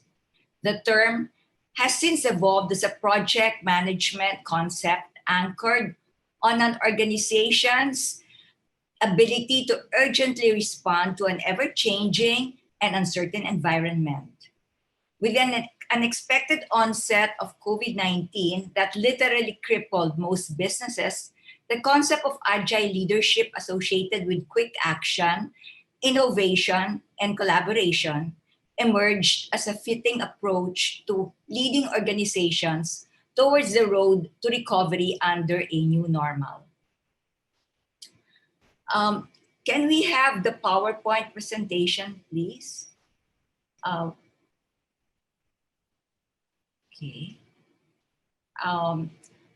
We are now on our third slide. For this panel discussion, we are focusing on 5 traits of an agile association leader using the first 5 letters of the word agile, coined by no less than the founder and CEO of PCAAE, Mr. Bobby Peralta. These traits are adaptable, genuine, insightful, leapfrogging, and entrepreneurial.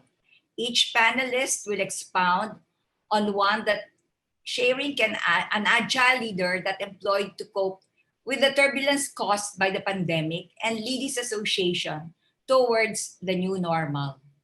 May I now give the floor to our first panelist, the Secretary General of the Philippine Retailers Association and PCAAE board member, Ms. Evelyn Salire, who will expound on adaptability in the PRA story. Evelyn.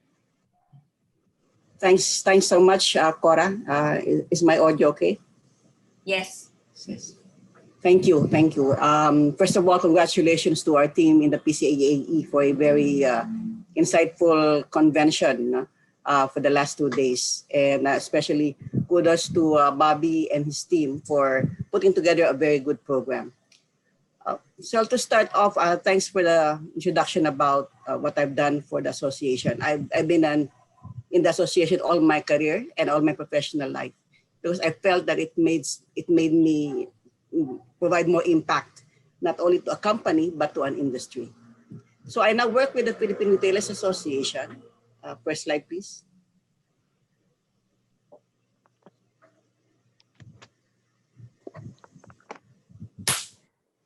So the PRA is the National Trade Group of Retailers, Shopping Centers, and Suppliers. We have over 400 member companies, including all the major players in retail, like Shumart, Robinsons, Mercury Drug, Wilco Depot, Bench, and the like. Just to put it simply, whatever brand you buy, whatever store you go to, whatever shopping center or wherever shopping center you shop, they would be members of PRA. And our membership constitutes 80% of the total retail industry. When the pandemic hit and we had the lockdown in March, we were, like everybody else, we were at a loss at the beginning because we didn't know how to start adapting to the situation. We didn't know how things were going to pan out. In fact, one of our very first webinars when we started doing the digital transformation for PRA was already the playbook for post-COVID. That was the very first one that we did in April because we thought that the pandemic will not take this long. And so we were talking about how to recover, how to recoup, how to stand again, and all of these things. And we had a very good attendance from our members. But as it turned out, it wasn't going to be that simple or that ending that soon. So we had to think of other ways in how we can help our members adapt. Next slide, please.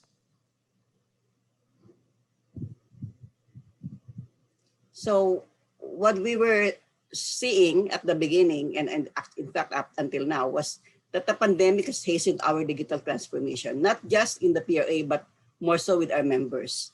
And because we are the retail industry, our members were one of the most hard hit sectors of the country of the pandemic, because if there are now no people shopping, the stores are closed, then there's no business.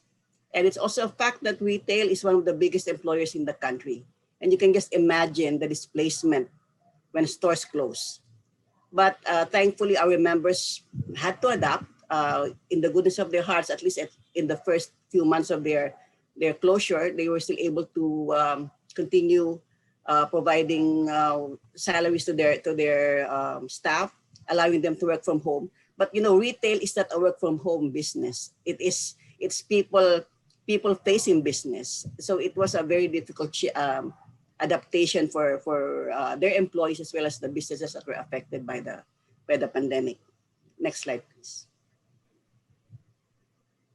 So what we did at the onset was we came up with this ad. We said, welcome, we are open. The PRA is open for our members. Whatever you need to help you cope, whatever information you need, whatever things we can provide you at this point in time, let us know, because we are here to help you. And this ad went up in our social media accounts and in our EDMs. So we reassured our members that despite the closure of the industry, despite the pandemic and whatever else is happening around us, the association will always be there for them. Next slide. So how did PRA adapt to the situation? So alongside our members, we had to digitally adapt. When we say digital, we had to go into anything digital to be able to continue our service to our members. And one of the first things that we did was to reinvigorate our members' Viber group. Today, it's a simple, everybody's into Viber or WhatsApp or Messenger. But at the time, Viber was just one of the communication platforms that we can use. But when the pandemic happened, it became a community for our members. It is where they met up. It's where they talk. That's where they share their problems. It's where they told PRA, please help us in areas that we cannot help ourselves. For example, one of the things that really helped we were able to at least help our members was that during the time of the lockdown, naturally the stores were closed, but they were renting in the shopping centers. So when they opened, or when the shopping centers reopened in mid-May or June, one of the things we did was to ask our shopping center members to be more considerate to the retailers by giving them some reprieve in terms of rental or KUSA or the common usage area fees. And we wrote to all our member shopping centers. Thankfully, well, most of them, practically all the major players are with us. And we made a presentation on behalf of our retailers. And because again, as an association, our strength was in numbers. So when PRA speaks, we speak on behalf of practically all the retailers that are in the shopping centers. And because of that, our shopping center members who were already also thinking about doing that was encouraged all the more to help the retailers. And a lot of them did give reprieve to the retailers. And all of this came about because in the Viber group, we were talking about, what can the shopping centers do? We will not be able to pay for our rent. There was no business during that time. So our representation opened the doors to communicate in behalf of our members, retailers, and the shopping centers. And then, of course, everybody went into the social media platforms from Facebook, Twitter, LinkedIn, Instagram. And because our members are also there, we had to also be there. And one of the things that we did was that we tried to help communicate whatever is happening in the industry or whatever the new happenings with government vis-a-vis our industry. So in fact, one of the things that we did was we sourced out all the relevant government issuances, laws, financing programs. We put them all in our website as an accessible resource for our members, so that they would only need to go to one place and get the right information instead of having to look for it everywhere and getting probably the wrong source of information. So we had our staff working from home. We had them research all of these materials. We went to the websites. We made some communication with our contacts in different agencies, and we put all of these things together in one area in the website. And then some of our members at the time when PPEs and masks were still a problem to source out. Some of our members who are also suppliers were able to access or were able to import or create or manufacture this equipment or these PPEs. So they offered that to the members, also to the Viber group. And what we did was we asked all the members who were offering all of these different COVID-19 PPEs, masks, sanitizers, and everything. We put them in one resource as well. And we call them a COVID resource suppliers site within our website. And we invited our members to go there and told them, rather than, look for it in or Google them anywhere, why don't you just go to our website and work with our members, with your fellow members, so that at least business can be continued. Okay. So that did happen. And again, we were able to at least help put together some business between those who need the supplies and with the suppliers. And I think one of the things that our members appreciated was us being always communicating with them. I think more than ever, when one of the programs I joined for PCAAE, I think somebody said there's no such thing as over communication anymore at this point in time. I think everybody wants to understand, wants to know what's happening, and for them to get the right information at the right time, I think the association has to be the one to provide that to them, and that's exactly what we did. Let's go back to the slide.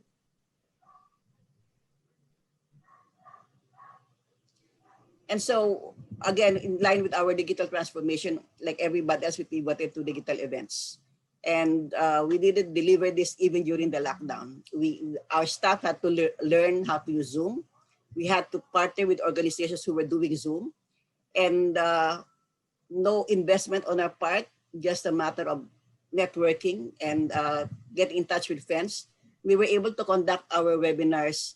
I think we were doing like 4 webinars a month. That's practically 1 every week.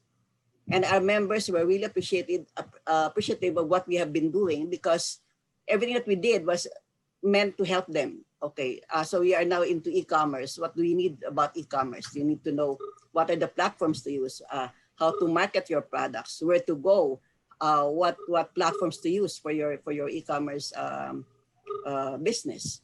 And this is what we did. We gathered experts, local and international, through our network, and we were able to provide them this information, these learning packages, these learning programs. Naghahanap si Mistress ng link for 3 p.m. nyo daw. Tara na? Pwede ka ba? Pwede ka ba? Pwede naman. Hey, there's a connection coming up.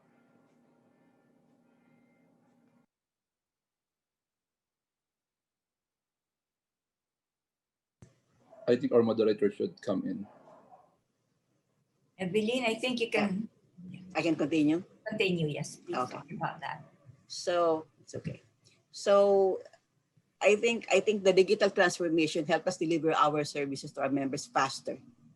And since everybody's into social media and they can easily access Zoom and all the other platforms, we were able to deliver what we wanted to deliver, and in the way that we want to deliver to them, quick and very informative and for free. On the good side and the bad side of the digital event was that we had to offer all our webinars for free. At a time that, of course, even the association was being challenged financially, because there were no membership fees being collected at the time.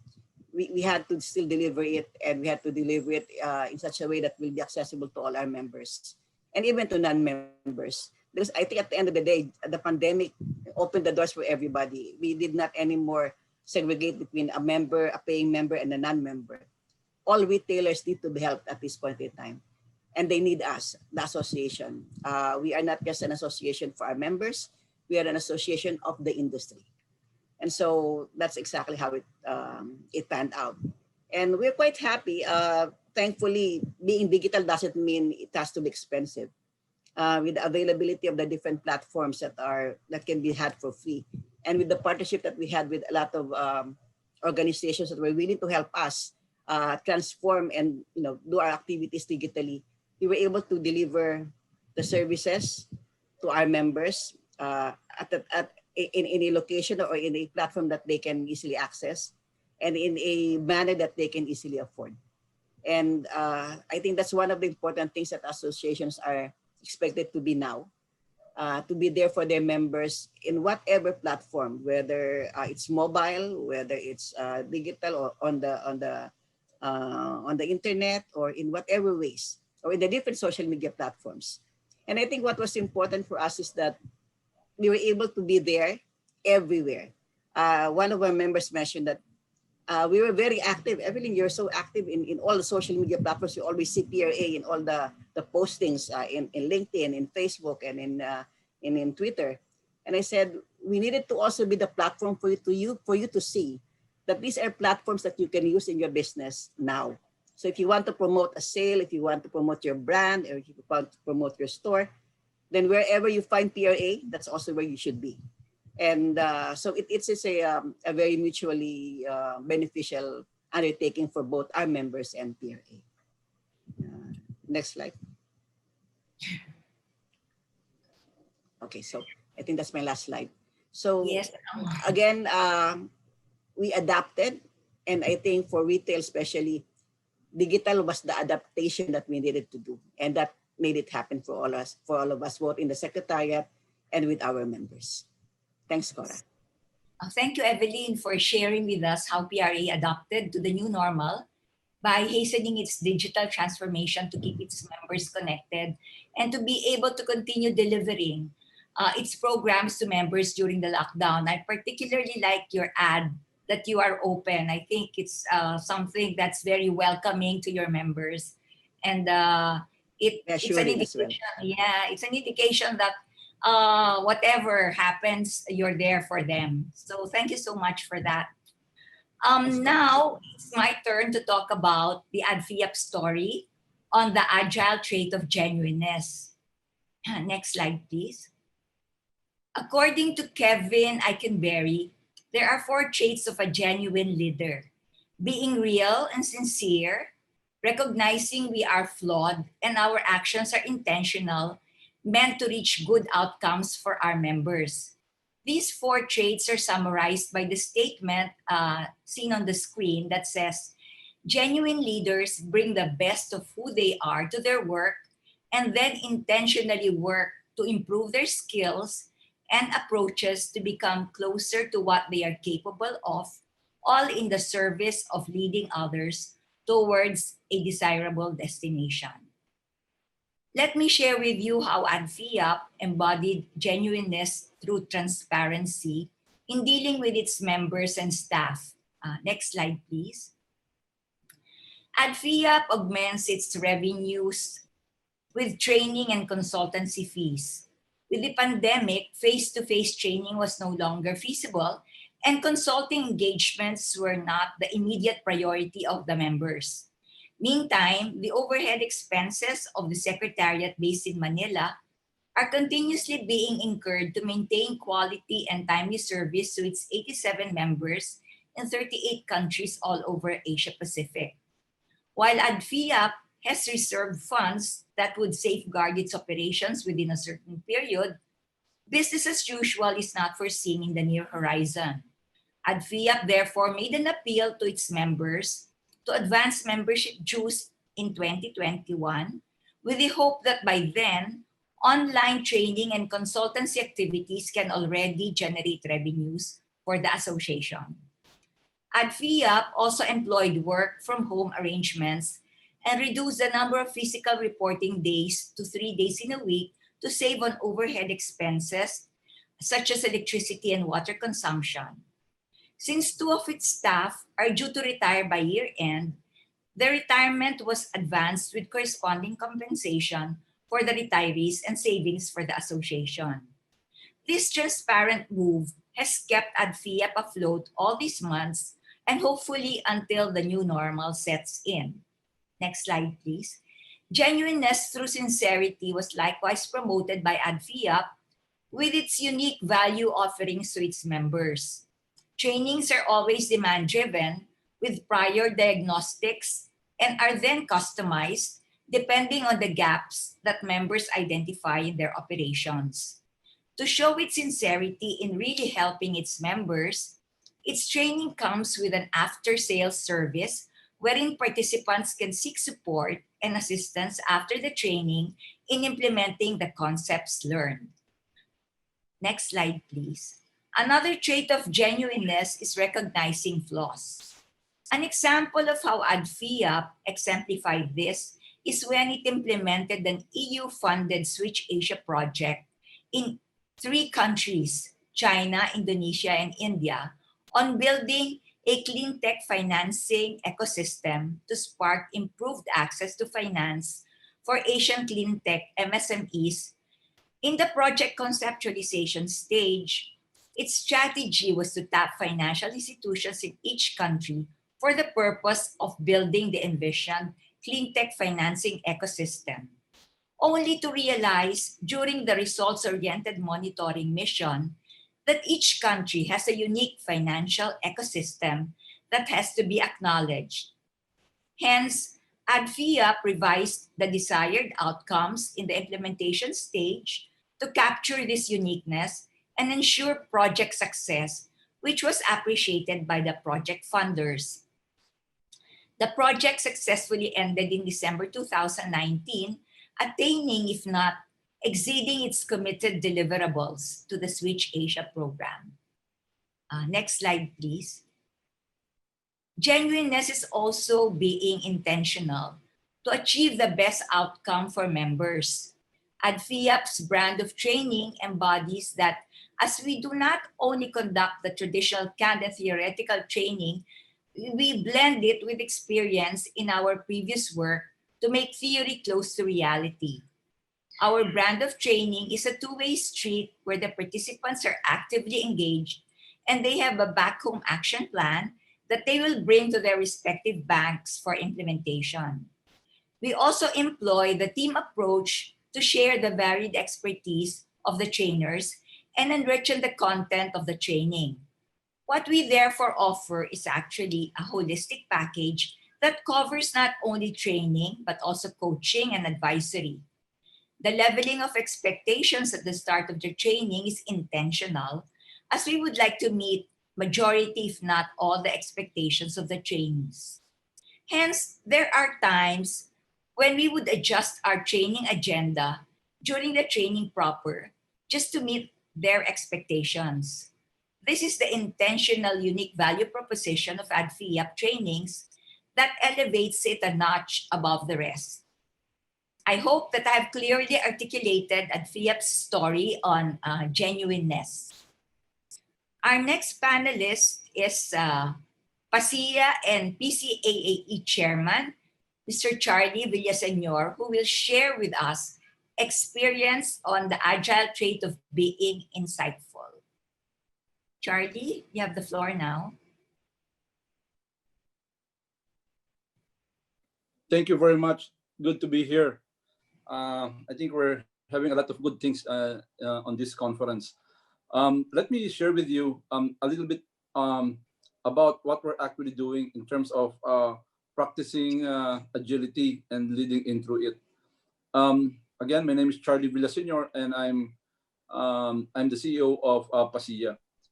I wanted to talk to you a little bit about PASIA first. We're an institute and an association, but we're doing a lot of things to help many companies, not only simply on behaving like an association, but we're creating quite a lot of value proposition for many of our constituents, both professionals and companies and organizations as well.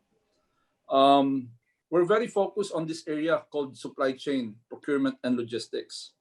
A year ago, very exactly November of last year, we had our own strategic plan.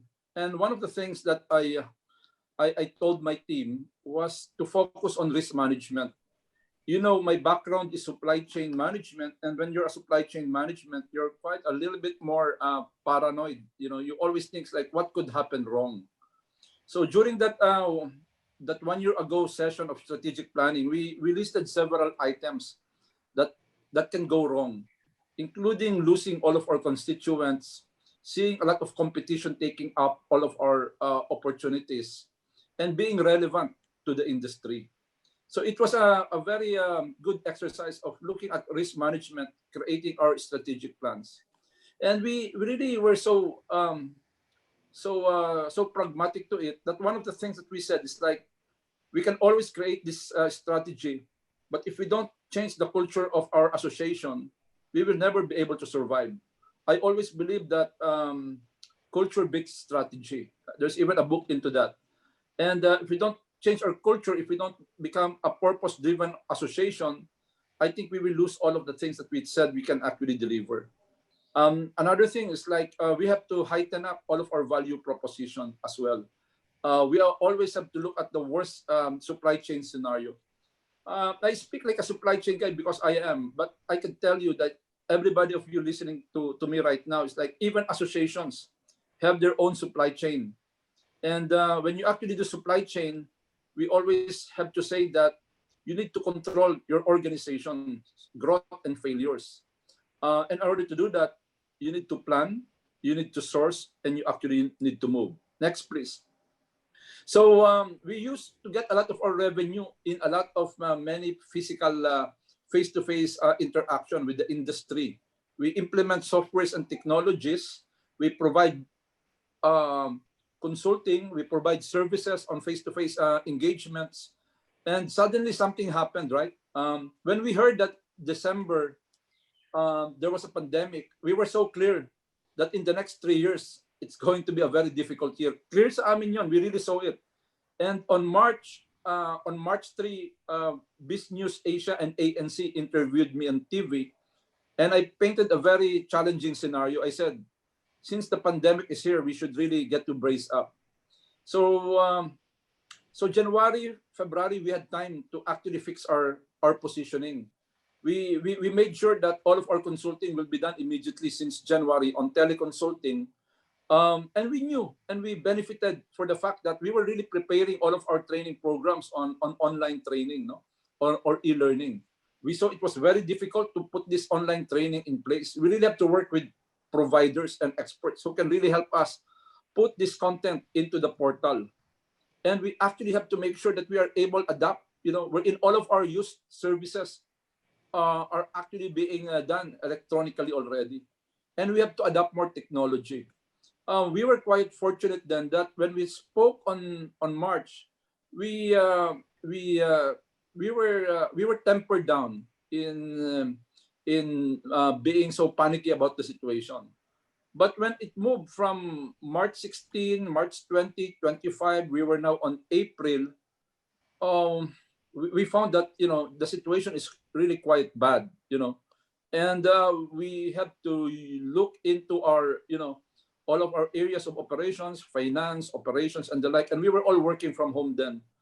But, we have our burn rate, we have our cash inflows and outflows that we need to actually take care. We have investment that has been made into the technology that we have adapted.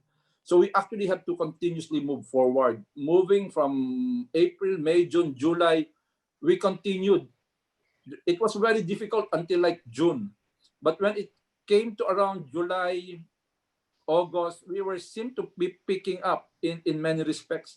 Good enough because we have a lot of services that were really money makers also in helping many organizations look for suppliers, and we benefited from all of these consulting works that we actually get to do so. Next, please. So we concentrated first, on our core competency. We were known in providing trainings and certifications. It was one of our sweet spot, and we are a Philippine-based organization, but we operate globally. We have very big clients, multinational Fortune companies. We're in our revenue streams from them are really in good amount of substantial sizes. So we try to protect our existing customers and corporate members to be able for us to actually win their confidence to continuously actually help them. So we made sure that we had a very clear vision, and we actually believe in our mission. because suddenly everybody was talking about supply chain. They said that the only way to address the pandemic is through the vaccine and having better supply chains. And we have all heard that the most important thing now about this pandemic is supply chain management. So we felt a commitment and a moral responsibility. So we prayed a lot. You know what? Before we don't pray as an association, as an organization, but we dedicated our every day and especially every Friday, where we actually devote an hour and so to just worship and pray together as an organization with songs and praises and sharings as well. That changed the culture of our organization, and we were able to step up in moving up in delivering a lot of the value proposition that we actually get to have. And we were really fortunate because the blessings were starting to come in more and rejuvenate us. We were changing, and we were also helpful in many of the organizations that we know. For example, PCAAE, I suggested immediately that we should actually have a Viber community to be able to communicate immediately. On March, we were doing a lot of Zoom meetings, almost also every week. Zoom meetings almost every week.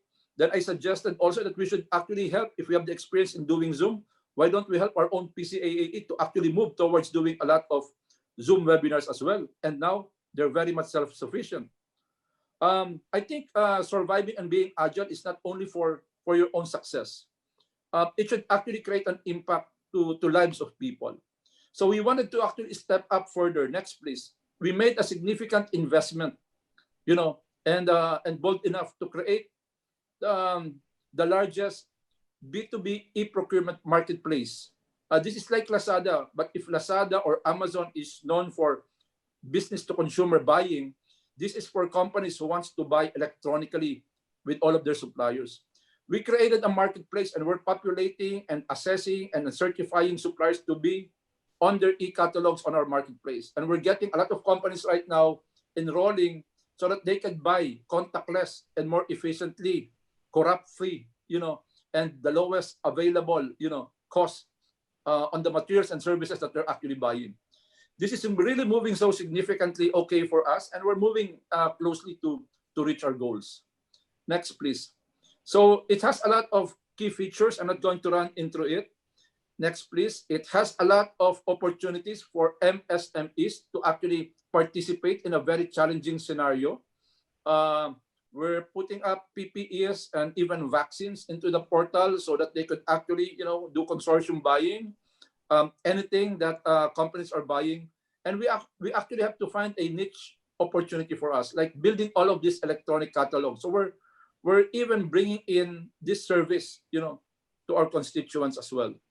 So it has awakened us. We learned a lot. We fail sometimes, but we actually move up and go for it again and recalibrate. So there's a lot of learnings. We saw one thing quite important for us. One, in the new pandemic or in the new world, the most difficult and the most important thing is to manage risk. Even associations will have their risk, and even their attached commercial entities. But we should not stop creating value. We need to combat the situation by creating these new values. We need to mitigate the risk that's going across us, and we need to transform. And the other thing that we need to do is, like, everybody has a cause right now. If you ask all of the CEOs, what is their priority? Their priority is to cut on costs and to digitalize. It happened to be that we are on this particular space. But we surround ourselves, next please, we surround ourselves with quite some principles that we think is very important. One is, like, we need to be ethical, next please. And we need to be very good on what we're doing. And we need to be e-enabled. Supply chain is the lifeline of our business. Supply chain is the one that saved lives of many people and of the country. It is the one that's going to create peace and order so that appropriate orderliness is there. And supply chain is going to keep the economies going, especially for the SMEs. So we feel that we have a mission to accomplish. It's very easy to be tempted to give up. Next, please. But we say we will never give up. because if companies and our corporate constituents becomes better, they create better companies, and better companies are better economies. You know, when you have better economies, there's better nations, and when there are good nations, there are better lives of people across the globe. So we target our destiny quiet, within the line of sight that we can actually accomplish. And in this particular new world, I think the only way forward is to really make sure that there's good collaboration across us, not only for our shareholders, but all of the different stakeholders that are affected in all of the works that we do. Thank you very much. And I hope I was able to give a little bit of an insight of where we are, given the agility that we need to implement in our very challenging environment. Thank you.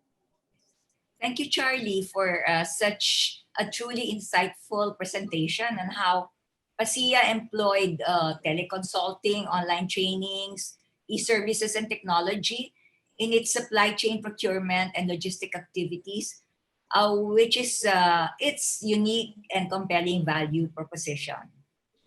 Let's now go to our next panelist. Our next panelist is APR and IABC Fellow, Ms. Ritzy V. Ronquillo, who will share her experience on the agile trait of leapfrogging. Thank you, Cora. And hello to all my fellow panelists. You've been hearing good stuff, and I hope I will be able to add on to what else they have been sharing. So I sit in several organizations, and I've really been very blessed that I was able to get involved in different associations of different types, from the barangays into marginalized communities, CSR, doing sustainability for corporations, as well as for the parish, alumni associations, and now in professional associations, and of course for PCAAE, which gathers all of us into one big umbrella. What is unique about all of this is that each one has its own purpose and mission, but somehow we are all tied together because we all are now into the world today of dealing with the pandemic and perhaps looking into the future, what's it going to be like for us. It just so happens that in my field, we have already been into digital for a long time now. There is a wealth and slew of so many channels, whether it is what they call in advertising below the line, or whether it is above the line, traditional media. But what's important is that, and I will carry this out throughout my presentation, is that there are a lot of channels out there. But what's important for everyone is to assess, what do I need? What do my customers, or what do my stakeholders or members need? What fits and what works? So you don't have to be in all these digital channels. You don't have to be in all these communication platforms. You just have to choose what works. And that's what communicators do. So we are in all, actually are members in all the different organizations I'm part of, because we are communicators. We are in different fields. We can be in hospitals, we can be even in the military, or we can be in foundations, we can be anywhere, because precisely communication is an enabler. So this is a time when we are looking also into ourselves as professional communicators and asking ourselves, are we relevant? Are we specific to what our organizations really need? So yeah, I am Ritzy, and I am very honored to be a panelist today. So my part is leapfrogging. Now, if you think visually, what comes to mind when you see the word leapfrogging? Well, it's like you're going to jump over someone else, right? So let's go to the next slide. Now, they say agility.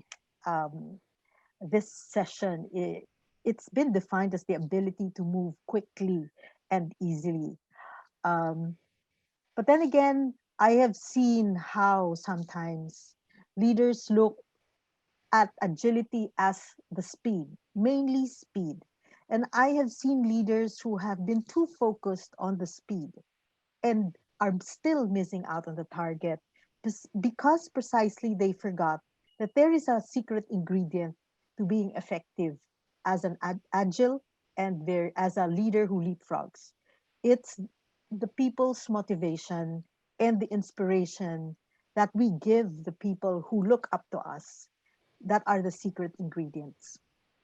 Issues, crises, disruptions, gray areas, these are areas that communication thrives in.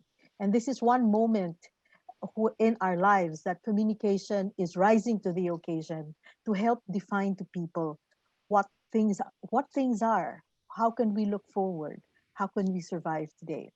So again, it brings us back always to where we all begin, which is people.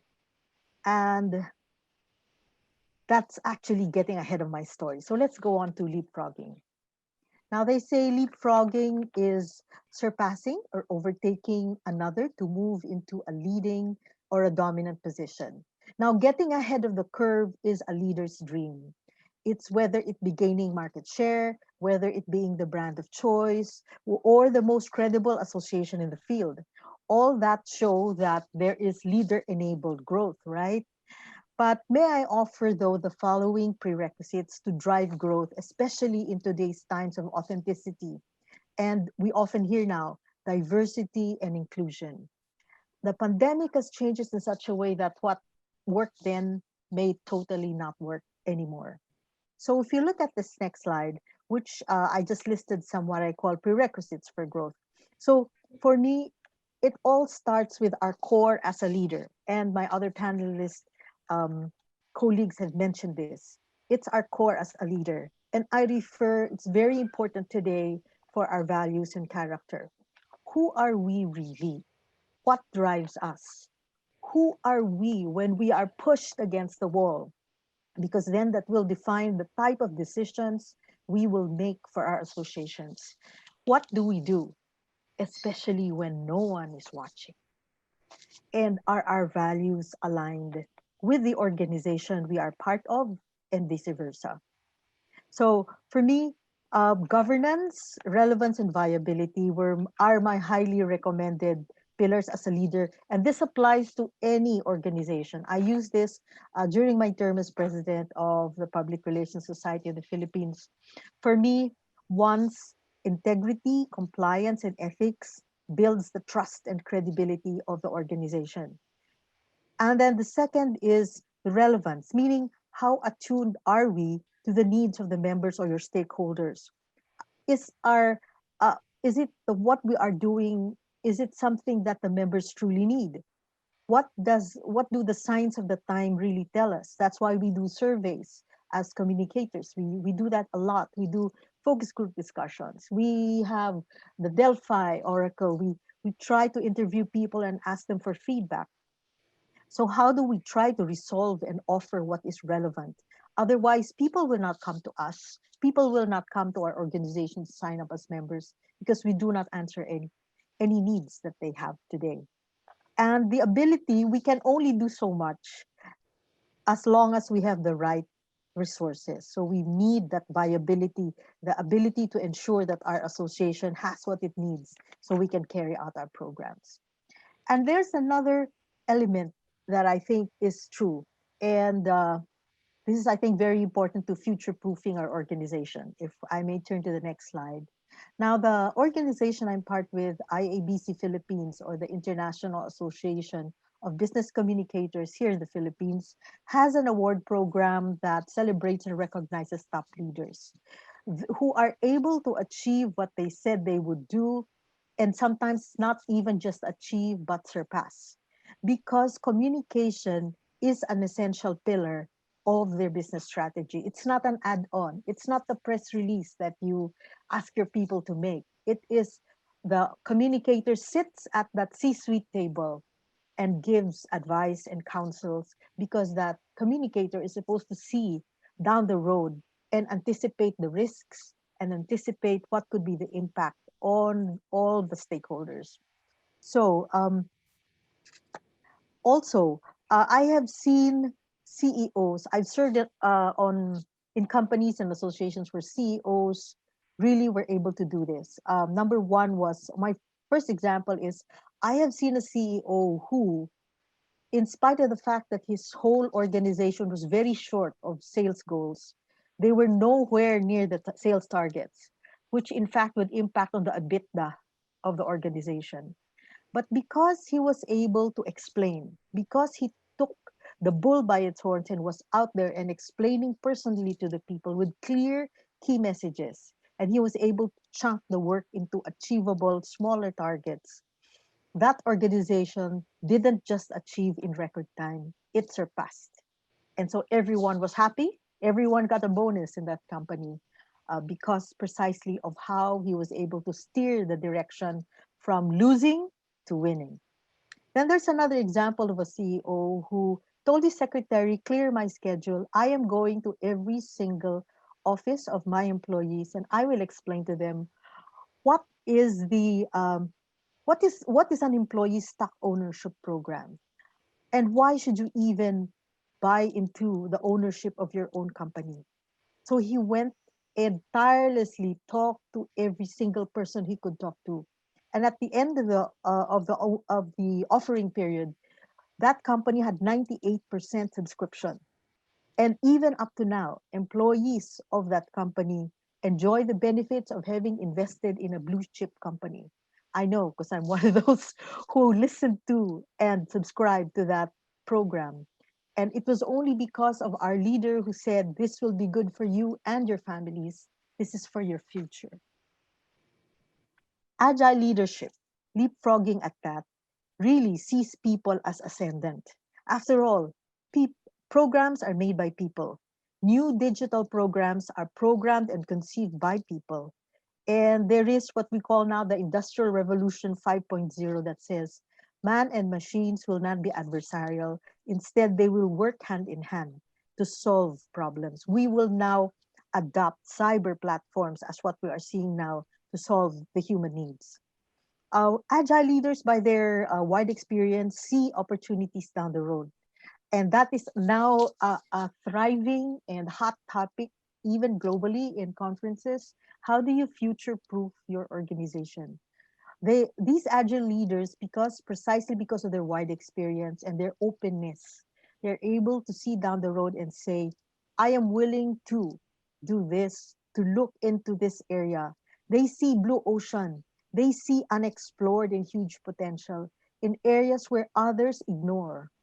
So for example, I believe in investing in people. So for example, when we launched in 2005 in PRSP, the Student PR Congress and Grand Prix, at the time they said, oh, investing in an event for students is not a profitable thing, so why should you? And even up to today, I hear some global leaders say, Ritzy, why are you looking into encouraging students to get involved in award programs? That won't give you won't give you much income, you know. These are students.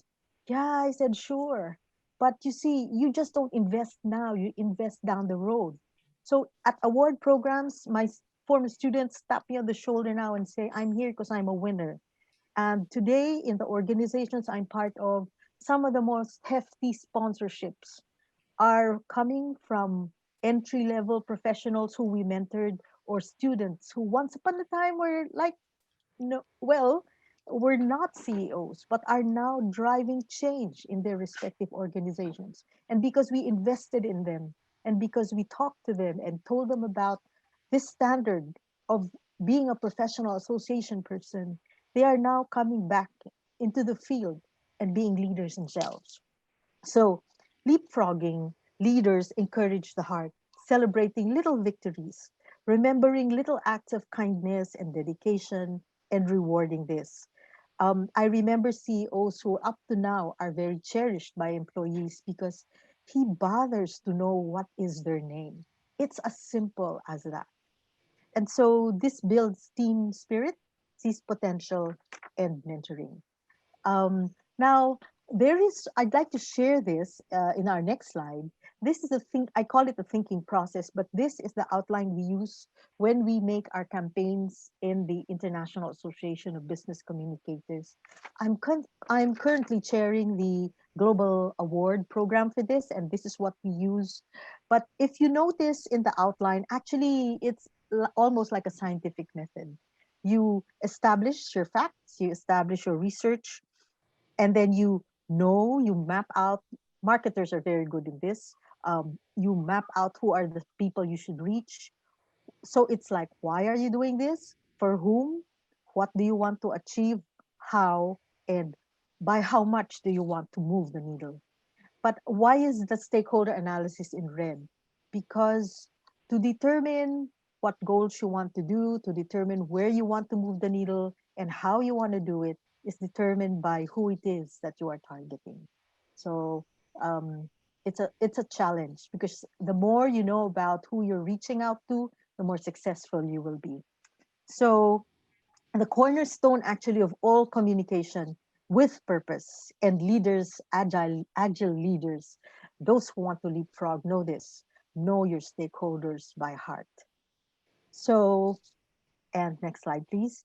Through the years in the profession, here are some points that I'd like to share to help agile and leapfrogging leaders to future-proof their lives and organizations. So one is, today we know we are in a global reach. We are experiencing a pandemic in every single country today. The global Gold Quill Awards that I am chairing today, because of the pandemic happening in all the different countries, has turned to being virtual. We're doing the whole award cycle virtually, including the awards night. So this is a big change for everyone, which now brings me to the keyword ecosystem. Sometimes we're so focused on our work, we just focus on what there is right in front of us. We focus on what is happening in our company or in our association, but we are now super interconnected. And I guess the agile leader will be able to see that we have to have symbiotic relationships, sometimes with partners who we never thought are important. Sometimes they can make or break us. And there's an evolution. The next keyword is evolution, because there is a transformation and adaptation going on. Fortunately or unfortunately, it's still survival of the fittest. So we want to be the fittest to survive this all. And we bring along all our partners with us. So we're all going to go through this together and achieve. Then sometimes we do not pay attention to our internal infrastructure. What could this be? The secretariat, could be our internal processes, could be the regulatory requirements that are expected of us. We need that, plus all our external strategies and synergies. It should lead to sustained positive relationships, because by doing so, we can have trust. And then if there is trust, then we should only speak the truth, leading to credibility and acceptance of our organization. Media choice and mix, because as I mentioned earlier, there's so much out there.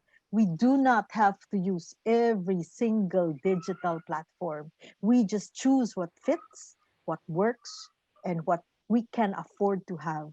Sometimes we forget we need a back end. We forget. We just say, hey, I want to have, say, Facebook and LinkedIn and Twitter and all that jazz. But if you ask who's going to manage it, we forget. We need management, content management. We need a person to constantly look into that, answer queries, because this is social media, so we have to respond. It's not just a matter of putting it out there and being something to read. And then heightened alertness, as mentioned earlier also by Charlie, this has brought about, and it's a challenge for communicators as well. We do risk assessment for our organizations. And so risks, issues, and crises, we have to raise the bar. And because we are now part of the whole system of business continuity, it's, as I said, it's not just a matter of coming out with your story out there in the diarios or in the broadcast field. It's the strategy behind it. And so we must have responsible existence. We exist for the good for so many. That will keep us going all these years. So what are the takeaways, final takeaways for what I'd like to share is that leapfrogging is an attribute of agile leadership that spots and implements positive and sometimes very maverick change. It further needs the core of the leader, the core of the organization, who it is, what's its strength, what it really is, and how it responds, whether it's authentic and honest enough to respond when they are in difficult times, when it's so much easier to be unethical. And second is the knowledge and sincere concern for the stakeholders concerned. People are still ascendant. And number three is communication and leadership are inseparable. Um, Nowadays, and with the next gen of millennials, actually, I am being reverse mentored by my children who are millennials. They remind me of authenticity, truth, ethics, of non-biased and non-judgmental statements and decisions. So I guess it's not, again, as I mentioned earlier, it's not just about the digital for the sake of digital. It's not just speed for the sake of speed. It's what fits and what works. It's in wanting to future-proof our organizations, people remain ascendant, and let's all exist for good. Thank you. Thank you, Ritzy, for the new learnings. We learned a lot from what you presented, and for imparting the message that communication and leadership are inseparable and one of the prerequisites to moving into a leading or dominant position wherever you are, in what organization or association you are in. So let's now move on to our last panelist, but definitely not the least. Our last panelist is no other than the association man himself, Mr. Octavio Bobby Peralta, to talk about being entrepreneurial as an agile trait of a leader with respect to PCAAE. Bobby, the floor is yours.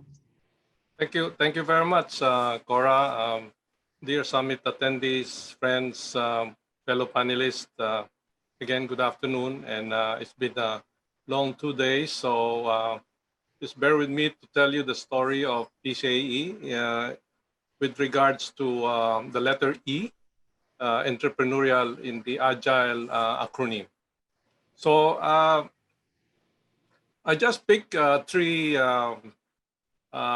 sort of characteristic or trait of an entrepreneur or an entrepreneurial mind, and that's flexibility, creativity, and risk-taking.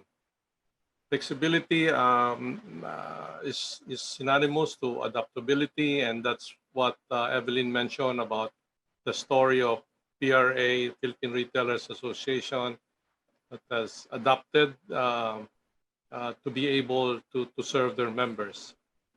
Creativity is also synonymous to innovation, and I think Richie also alluded to leapfrogging, and because of being creative, not only in terms of your core, your people, but also as a leader. And risk-taking. Of course, we know that in any risk, there will be opportunities. And Charlie, our chair, also mentioned about risk mitigation, which is important, but it's also in an entrepreneurial world, you need really to take the risk if it's calculated, if it's informed, and if it brings opportunities, especially to your members in terms of service to members, because associations, as you know, exist for members. Without members, there is no association to speak of. So next slide, please. This is the good times. One speaker mentioned that we need not look at the past, but this was the good old past. So PCAAE had conferences in many other venues. You can see people converging and so on. So we have also in-person seminars. We have the Certified Professional Association Executive Course. We have also other topics that are cross-cutting as well as new to update and also based on our engagement and interaction with international associations. And I have to tell you that we're not really far. I mean, associations worldwide have the same issues, have the same challenges, And it's good that associations now worldwide are getting together. So we have also events, and these events are not only here. We get invited. We get invited to other places, and these are some of the pictures we have in terms of trying to be more visible, to be able to share our experience and knowledge. And as I mentioned, because associations are grouping together, there are many countries that are putting associations together, like the PCAAE. And I mentioned earlier in my CEO report to the members that there is now such a organization called Asia Pacific Federation of Association Organizations, and that is we have members, 3 members in Australia, Korea, of course the Philippines is there. We are the founding member, as also the initiator of that particular group.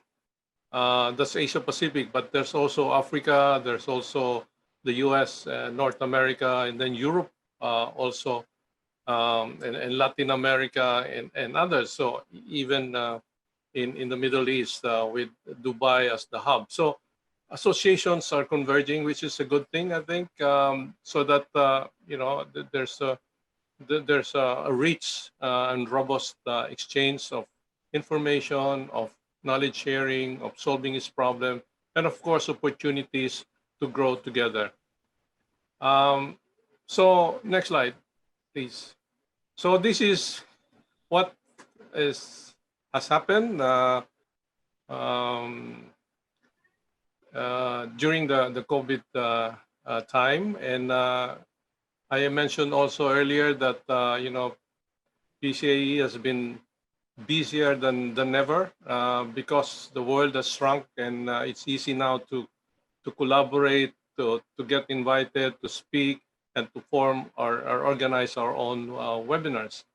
And thanks to PASIA, the chairman's organization, in May, we ventured into our first webinar, and that was a good response. I remember that was with the tourism promotions head, Ms. Leones, and this was with mix of from speakers from overseas, and we drew like more than 700 participants. Of course, that was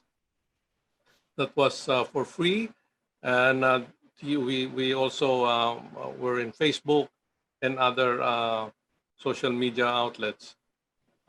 So with that confidence and with that transformation on being able to run webinars, so we subscribe to Zoom, and we now run monthly webinars, of course for a fee, but it's not that much. It's associations also need to survive, and we need some cash infusion as well.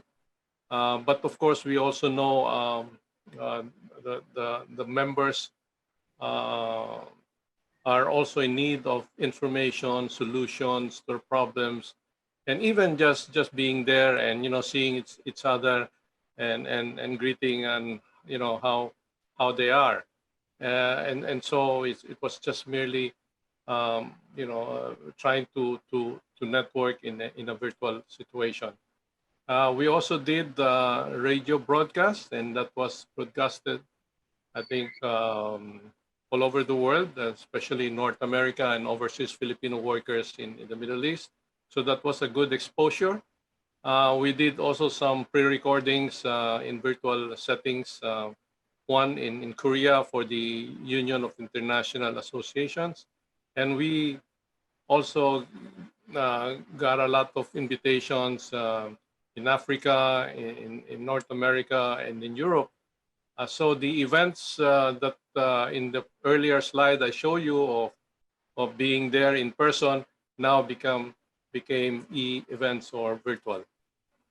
So what lessons did we learn from COVID? And I'd like to share you in the next slide about the 4 Ps. I also mentioned this in the report to our members earlier.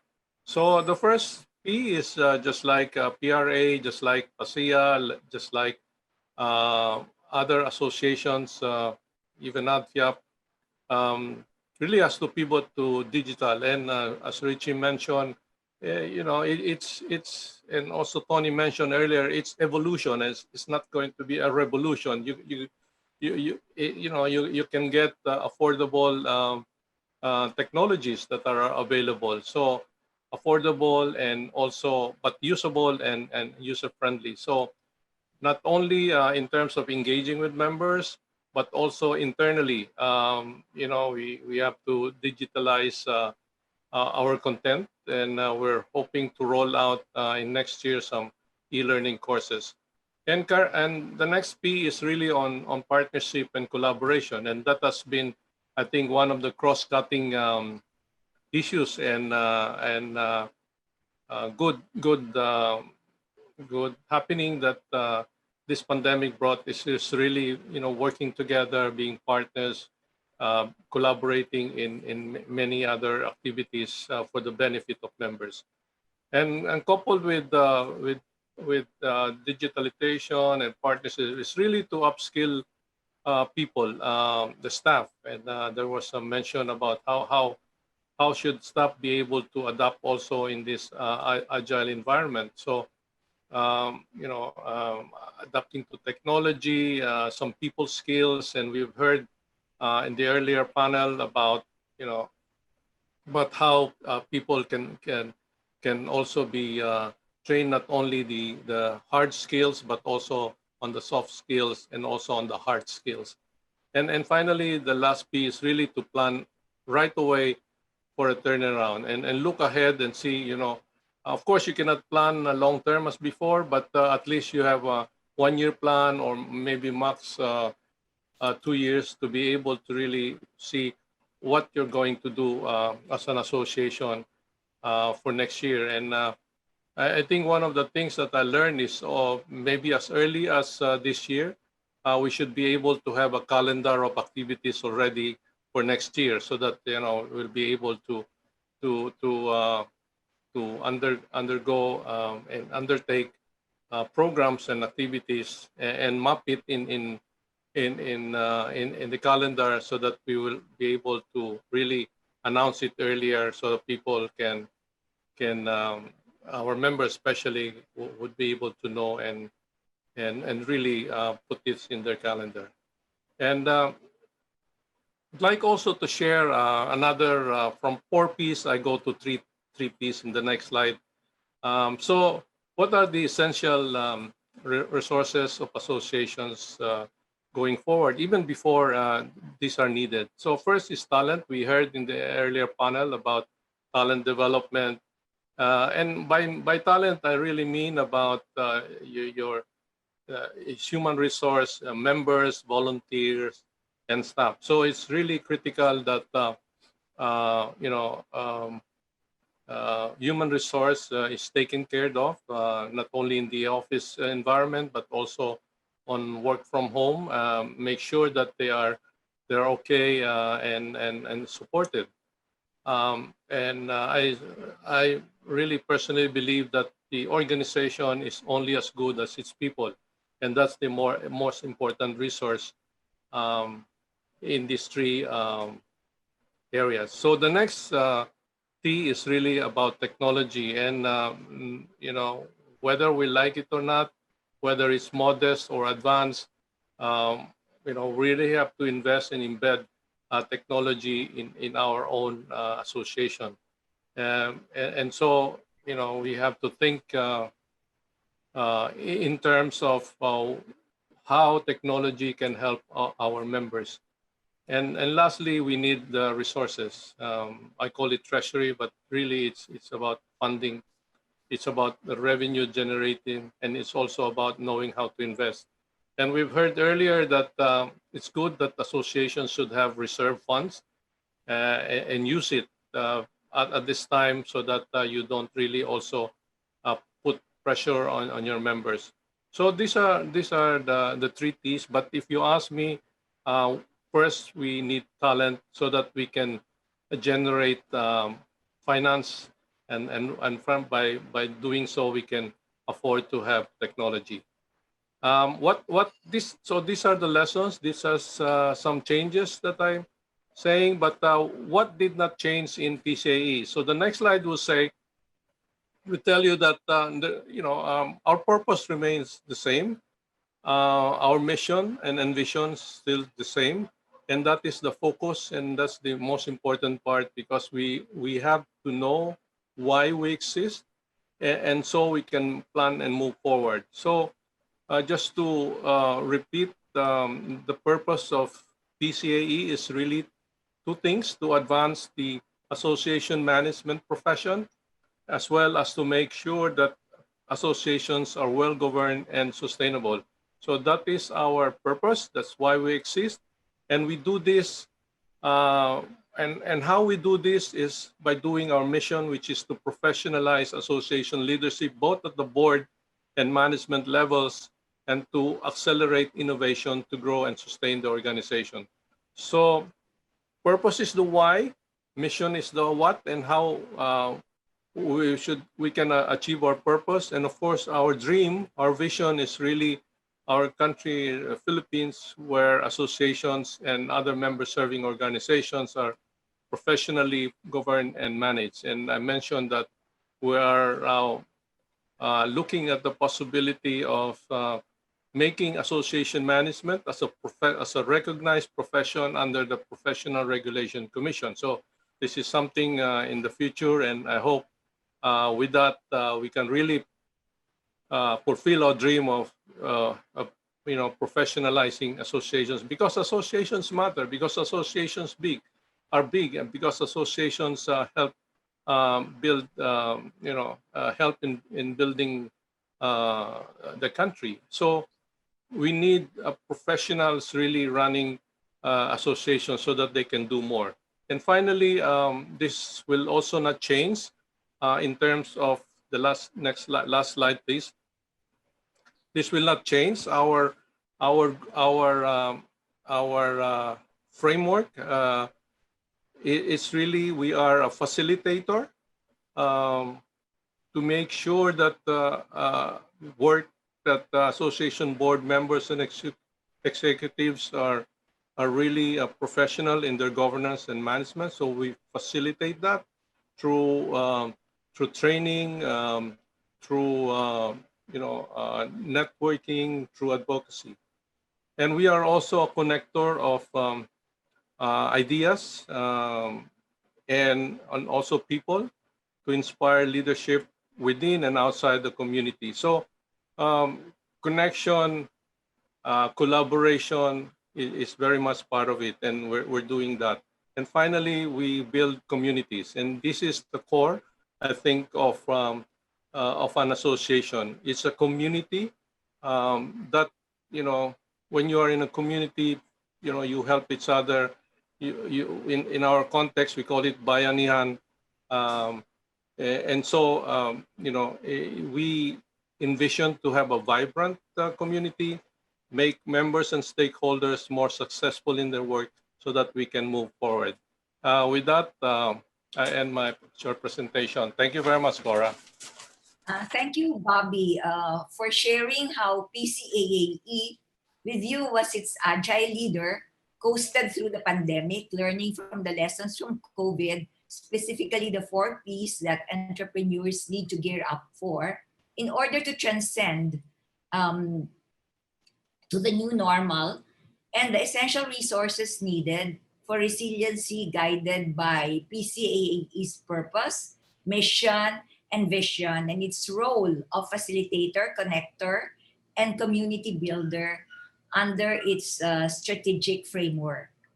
I hope that the summit participants will agree with me that we had a very rich discussion this afternoon from our association leaders. Thank you once again to all the panelists for sharing your stories on agile leadership. The floor is now open for questions. Let's check on do we have any questions? There is one here in the chat box from Boyet. What was the most important lesson you have learned as a leader in bringing your respective organizations in the now new normal? And what are your plans to future-proof your organization moving forward? So can we ask our panelists to share their thoughts on that question? Probably we can start with, I can see Charlie first in the frame, so. Okay, in any organization, as I said, even association, your strength is really on the way you handle your own supply chain. In an association, you have your customers or constituents, isn't it? You also have your own suppliers also who provide you, like partners who helps you deliver your value proposition. I think in the new normal, associations will be significantly be tested. If associations doesn't provide significant relevance, associations will die without them knowing it. So in order to actually avoid that, there are three things that associations and any organization has to put in place. They have to run their supply chains within their associations appropriately. They need to plan. And as our president, CEO said, we need to even start putting up our training programs, what we're going to be doing for next year. In fact, that itself is really mandatory. You cannot be planning when you're already on January, isn't it? It's like for something that's going to happen in January. So it's very important that you have a clear line of sight on two parameters. The demand. How do you actually generate demand? And your relevant undertaking. But the other things that you will find out is like, where are you going to draw your resources? And are the resources available to support you? And resources means people, means suppliers, means events organizers, means learning management system providers, means any other company that adds value to your value proposition. The second thing is like you need to know how to source. You need to source for your proper membership. How do you draw in here? You need to source for your own requirements, and this could be materials and services. Because if you don't have this, then you will have nothing to put on the table. And the third thing is like you need to move. And that's where agility will have to happen. In the pandemic, I would expect, and I don't want to end it this way, but you have to brace for the worst, right? As I always say, what will tell you that's gonna be better next year, But you have to turn around too, and see where are the best opportunities available for you. You should concentrate your attention where you could really not only survive, but you can thrive as well. As Bobby mentioned, which I pick up from him today in many of his discussions, Bobby talked about the association's world is getting to be together now. And that for me is very important. Because I always believe, that the value of the group is based on the square on the number of participants. What do I mean by that? If more and more associations come together and help together, it lowers down the cost of operations, or it lowers down the testing period of things that needs to be tested. Everybody significantly benefits together rather than associations working in silos. I think these are the new world. My last statement here is like, agility means daring to lead. If you don't dare to lead, you will be a follower. I'm not used to becoming a follower. I want to dare. I want to take that risk. As most of you have also said, you need to take risks, but make sure that you know your plan B when that risk happens to you. And you don't need a plan B. You also need a plan C as well. And that resonates across associations because we will be tried. But I hope at the end of 2021, 2022, 2023, we will not only be tried, but associations like us and PCAAE will be highly tested, battle scarred, and ready to move to the new normal. Thank you very much. Yeah, thank you, Charlie, for that very good and insightful comment. Can I request Evelyn to share her thoughts with us? on the lessons you have learned as a leader in bringing Thanks. your organization to the new normal. Thank you, Cora, and thank you for that question. In the movie Finding Nemo, one of the fishes there was named Doris, and her mantra, and she kept saying that, was that keep moving forward, keep moving forward. At a certain scene in that movie, the other fishes were saying, why do you want to keep on saying keep moving forward? And then apparently she was right, because a big fish was at their back and was about to eat them. So I think that is the lesson that I'd like to also put forward, which is keep moving forward. At this point in time, I don't think it's even a good idea to look back anymore, because there's nothing good to look back during the last 6 or 7 months of the pandemic. The truth of the matter is, I mean, even for 2021, nobody's saying that things will be better yet. In fact, even our members are aware of that. I think while the government is slowly opening up the economy, for example, for retail, they are now allowing more restaurants to offer more seats, operate longer hours. So things are, they're trying to stimulate the economy, but that doesn't mean that it's because the pandemic is over. It's because we now have to just live with the pandemic and operate like it will be there forever. And in doing that, we become more aware of our environment, of what is happening around us. So rather than mope and say, "Oh my goodness, I lost so much money. I lost some stores. I had to close some stores or close my business for a while." We just have to focus moving forward. What is in the next stage of the pandemic? Not even post-pandemic. What is the next stage now? When we reopen, let's say in the first quarter, I was even telling my staff yesterday, hopefully we will be able to go back to, probably some live events, maybe some hybrid events.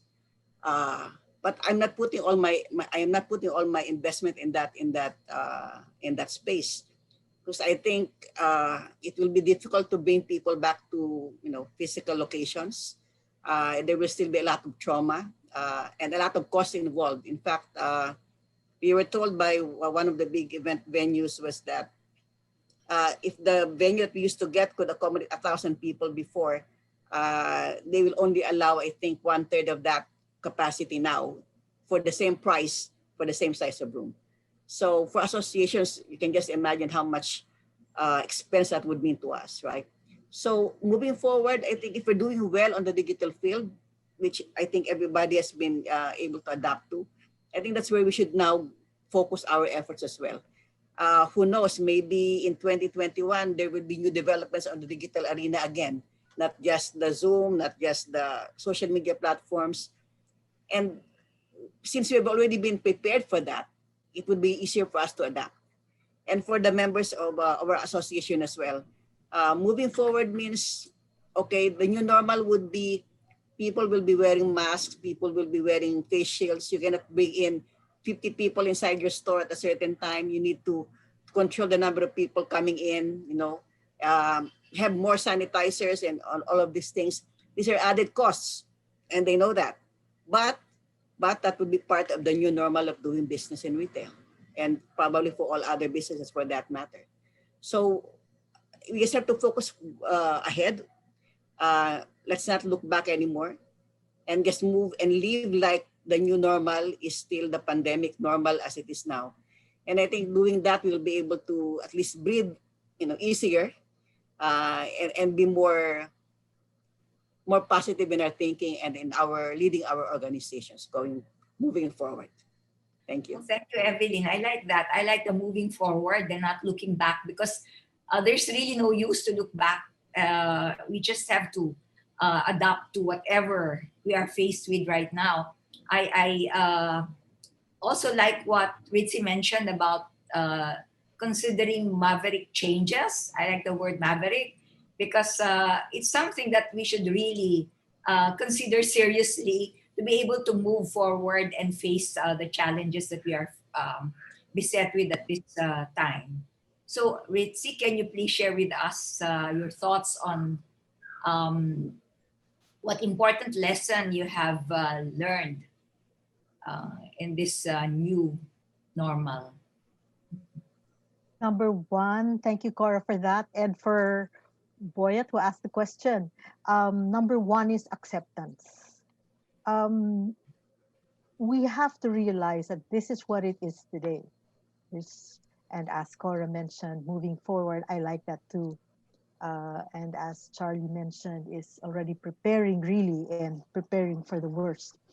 But I think also it's one. I would say number one is acceptance. This is it. There's no regrets. I think we should have no regrets in our life to move forward. So yes, this is what it is. Accept.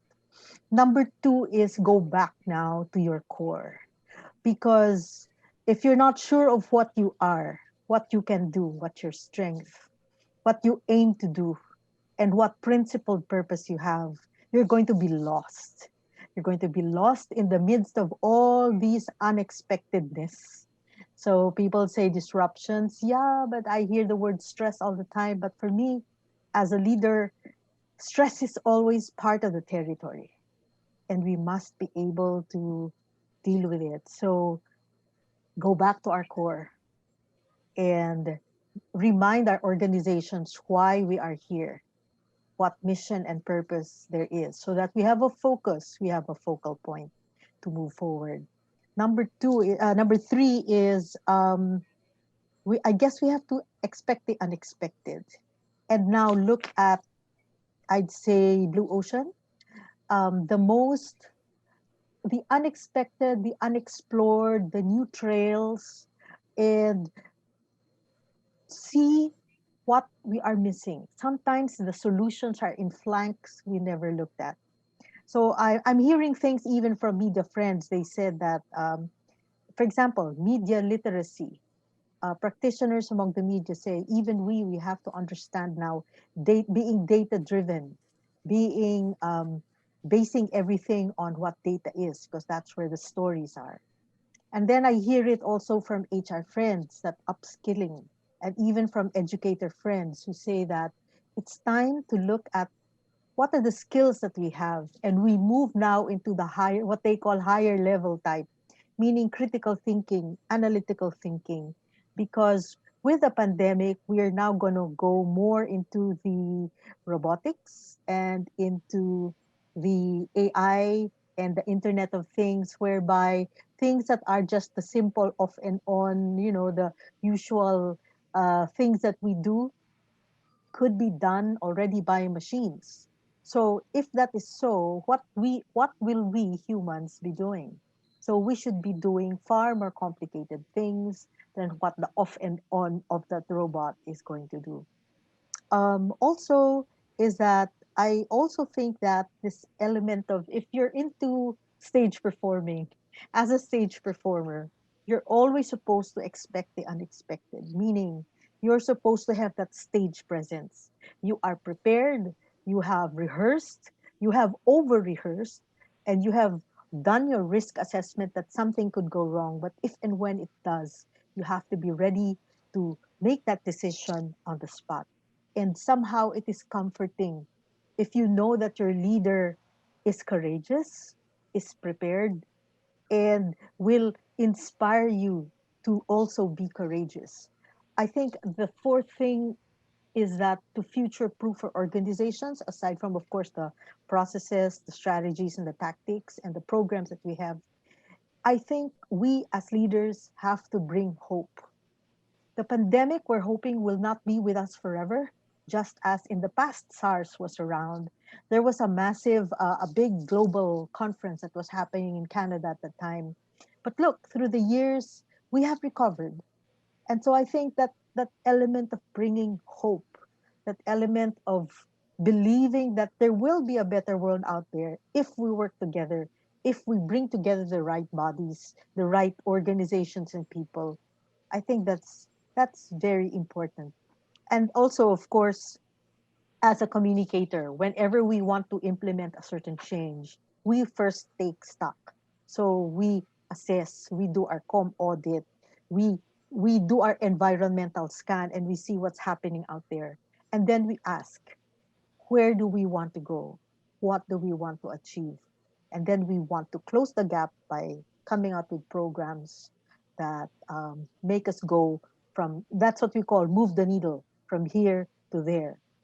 And again, I'd like to reiterate for today's world, it's not just about digital for the sake of digital or speed for the sake of speed. It's really what fits and what works. And it's existing for good. It's seeing down the road. It's making sure what we do today will not in any way endanger the survival of the generations that will come after us. And that's the true meaning of sustainability. So, and at the very core of it all, really, for me, it's always people remain ascendant. That's humanity. It's our core.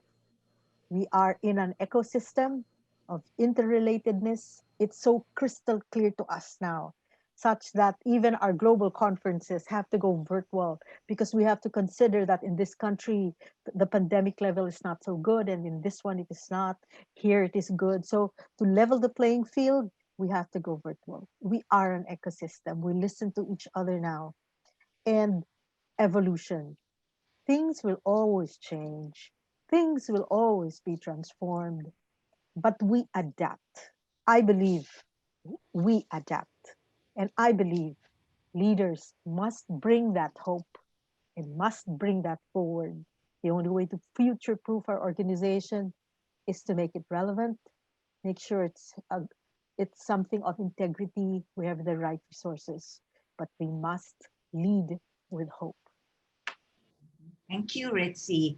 That was very well articulated.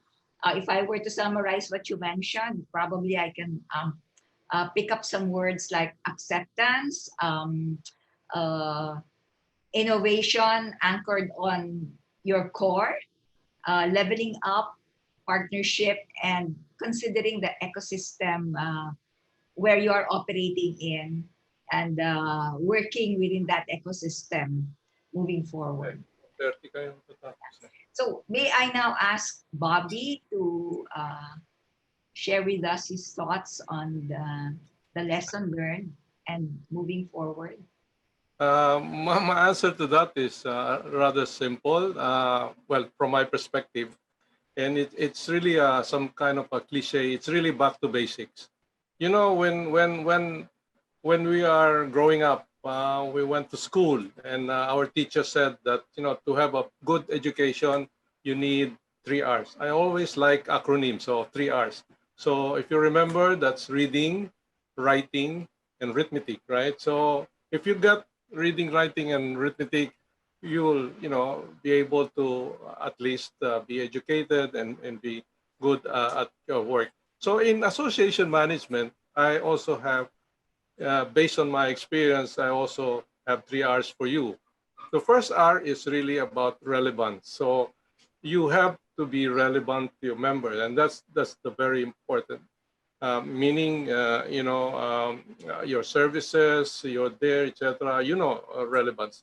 The second R is about relationship, and association is in the business of relationship, and that's where collaboration, connection, and linkages are all there. And finally, resources. As I said, you know, association cannot survive without resources. And the resources I mentioned about the 3T. So that's people, that's talent, technology, and money or treasury.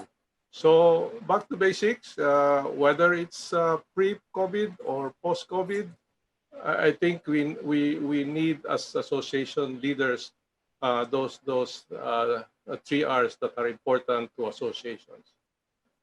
Thank you. Thank you, Bobby. We have some questions for each of the panelists here. Let me start with Bobby. Tessie, based on your presentation, I can surmise that part of PCAAE's entrepreneurial agility is to adopt best practices of for-profit organizations into the non-profit mindset of associations. Can you please elaborate how this can be done? I think you must have heard John Peacock in yesterday's presentation that he doesn't like the word non-profit. because if it's if non-profit, that means but association also are not for loss organization. So we really need to, whether we call it profit or excess of revenue over expenses, I think it's a good thing because you have to build reserves, and that's where being enterprising comes to the fore. So being enterprising, as you know, is really have a mindset of a business that you should be able to balance, your revenue and expenses. And we heard from Dot Miller, for example, that you need to have a budget because if you don't have a budget, then what will happen if your expenses exceed your revenue. So it's not a good thing. And in the end, while associations do not provide dividends to their members like for-profit organization, but the mindset of being entrepreneurial, of being profit-oriented should be there. So especially when you talk about the revenues, there are many types of revenues in association world. Many associations only look at the membership dues, the annual membership dues, but that's not sustainable. And so you have to diversify your revenues. And as we have discussed, so we call it the NDRs, or the non-dues revenue. And it comes from many sources like selling publications, sponsorship, like that mentioned, a lot of ideas, consulting in the case of ADFIAP, training training programs and conferences, all that are revenue generating activities. But the pandemic also, hampered all of this revenue. So you need to build a reserve fund, and that's where you use it now. This is the rainy day, and this is the storm days, as Dr. Miller mentioned. So you need to be enterprising. Yeah. Bobby, I can see that you're wearing your development banker cap. Because as development bankers, we always say there should be a balance between profitability and your social mandate to be able to continue rendering service to your target market or constituents. I fully agree with you. There's a question here for Evelyn. Evelyn, as a trade organization, how did you maintain PRA's relevance to your members? Sorry. Okay. I think, as I mentioned earlier, there is no such thing as over-communication. And two of the things that we really maintained in PRA during this pandemic was visibility and communication. That's why we were everywhere that our members can see us, whether it's in social media platforms, in EDMs, in publications, even on TV, and even in events like this, because we wanted our members to know that the association is still there, it is still active, and if ever they need us, then we will be able to, that they can come to us and we will be able to respond. And so, having said that, we had to continue that sense of, or the one that we came up with, the one ad that we said, we are open. Actually, we never closed, whether we're working from home or back to the office, like we are now on Skeletal Force. We just have to be there, and that the members have to see us. And in doing that as well, I think what one of the good effects of that being everywhere, one member was saying, I keep seeing you everywhere. And I said that then that's a good thing, right? And so what one good thing that came out about that as well is that we were noticed by a lot of companies. Bobby always keeps on also talking about generating income, no? Beyond the membership dues. We were noticed by a lot of companies, both foreign and local, and they came to us and said, you're very active in social media, and we've been seeing all your webinars. We'd like to partner with you. And so even without us aggressively looking for these companies, they were now coming to us because we were very visible. So that's how we made ourselves continuously relevant with our members. Constant communication and visibility. Yes, so you are visible not only in good times, but more so in bad times. True. And the members can knock on your door anytime that they need anything from PRA. That's a very good motivation for your members. For Charlie, one of the major effects of the lockdown was the disruption of supply chains around the world. What industry was most affected among your members, and what rapid decisions and immediate actions did PASIA institute to support that industry to sustain its business operations? If you were to handpick an industry that was most affected. I think the most affected could be the retail companies, right? Simply because they generate their revenues from walk-ins. When you do a lockdown and nobody gets to go out, then the retail organization, the restaurants, and the tourism industry are basically the ones immediately affected. The rest of the entities, like manufacturing companies, would tend, because they were given passes anyway to still get to operate in some levels. What can they do? I don't think we cannot do anything. That's actually the threat to a lot of economies. Lockdowns created more economic problems for countries. Being a supply chain professional, you don't use lockdowns, easily or wantonly. Lockdowns are used to reposition or recalibrate the decisions that are going to be made by the authorities. Lockdowns are made as much as possible short time to recalibrate what would be the next best alternative position that needs to be put in place for the country. So we're careful. I don't think the government wants to also lock down, because once they keep on locking down, they realize the economy continuously sink, in that area. So that's my item on that particular question that was given. Yes, I guess, Charlie, it's a domino effect in your case, because it's a supply chain. So if I don't want to use the word lockdown too, but in case if there's a lockdown, then it's a domino effect from the supplier down to the consumer. Yeah. You know what? We're like watching all of the supply chains. It's like bowling. It's gonna strike everybody because we're all interconnected. All of the suppliers have their own suppliers. There's a tier 1 supplier, second tier, third tier, and up front there's also customers, tier 1 customers, tier 2 customers. So we really need to reposition, because if you don't reposition as early as now, you'll be surprised that there's going to be a lot of disruptions, or maybe you don't know that you will not meet disruption because there's nothing to go into. So the supply chains are interconnected, and this thing is happening on a global stream. So it's really going to affect everybody. But it's good, like we continuously survive because of some level of technologies. And as we all know, there's gonna be casualties here, because it's not going to be a U or V-shaped recovery. It's gonna be a K-shape, as we all know already.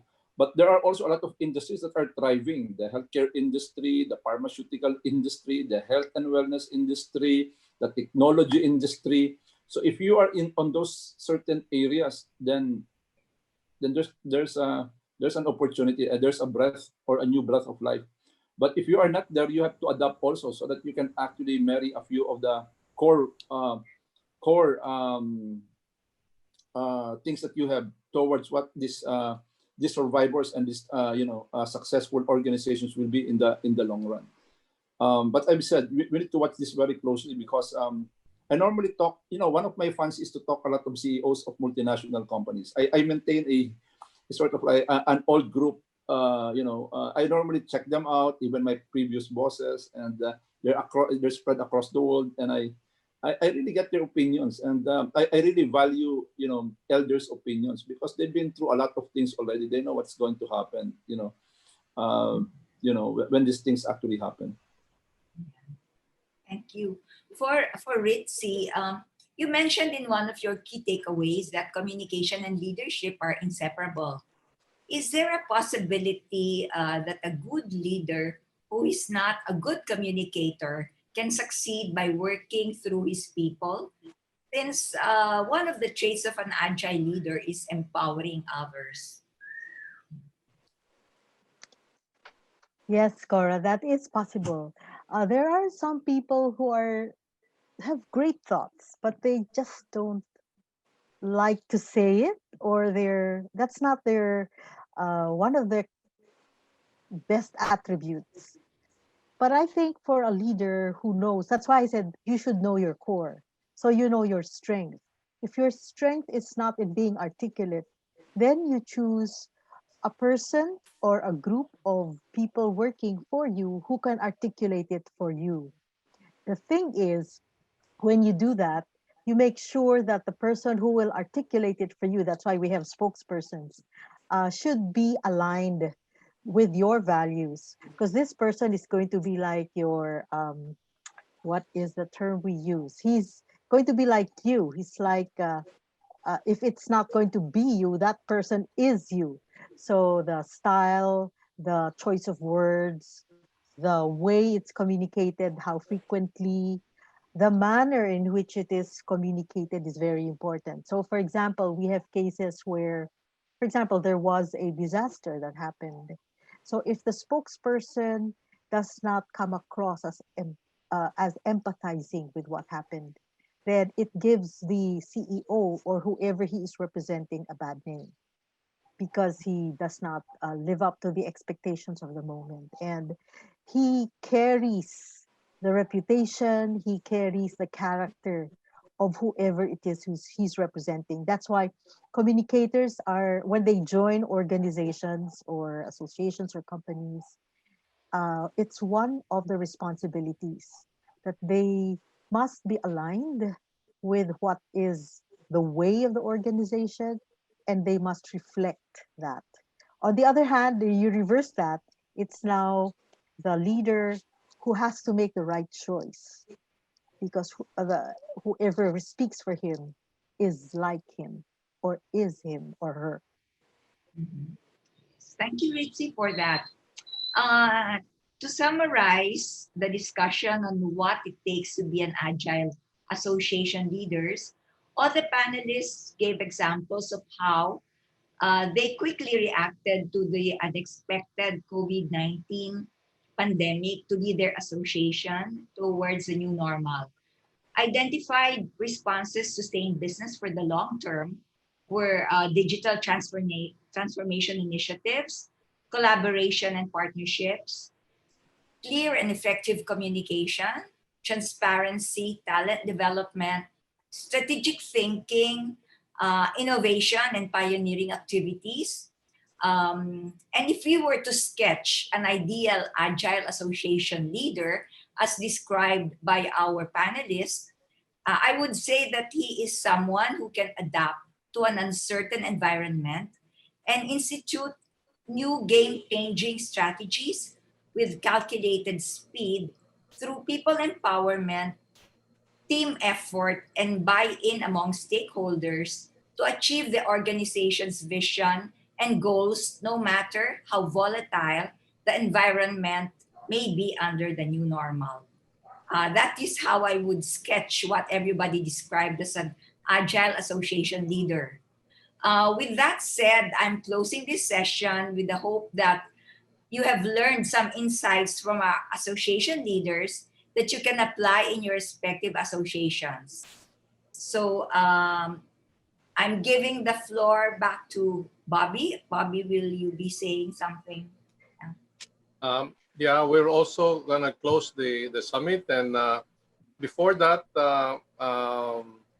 going to Charlie, I think there are three more raffle prizes to be raffled off for those who are remaining in the attendees. So just hang on, and I think Boyet is ready. After Yes, that, Bobby. we will now go to our closing session, and it will be closed by our chairman, Charlie Villaseñor. So, Okay. Boyet, please. Thank you, Bob. So at this point, we would like to acknowledge first our sponsor for the gift certificate, the Philippine Retailers Association, and maybe Evelyn, if you can is it possible for you to read the the winners? So we will be giving away another GCs worth 1,000 for each winner. So we will be drawing 3 winners. So those who stayed with us until the last will be rewarded. Okay, let's draw the first winner.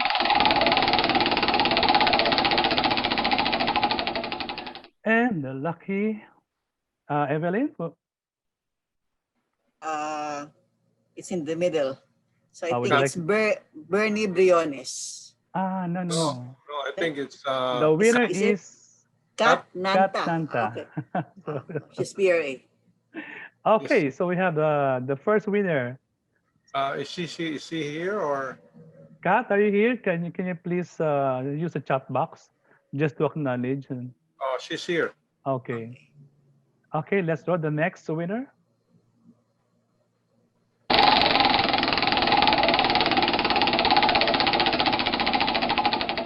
And the winner is Evelyn. Oh, Arlene. Arlene Orencia. Congratulations. Arlene, are you there? Yes, she is. Okay. Please And the show. last winner.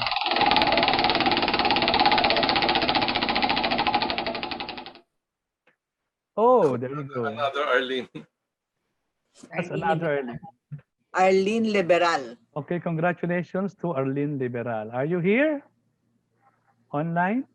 She was Arlene? online. I saw her name. I don't know if she's still here. Okay. Thank you very much. Over to you, Bobby. Congratulations. Thank you and congratulations. Over to our chairman for the closing remarks. Yeah, it's a privilege to do this, Bob. And again, thank you for your leadership also and making a lot of things, so successful in our 2020, annual conference. A lot of speakers and a lot of support from the sponsors have given light, especially those on the back office who really work a lot, without, being in front of the audience. So thank you very much, especially to the secretariat. And for all of the members of the of PCCA, we would really like to thank you. This is a day of thankfulness, especially that it's Thanksgiving Day.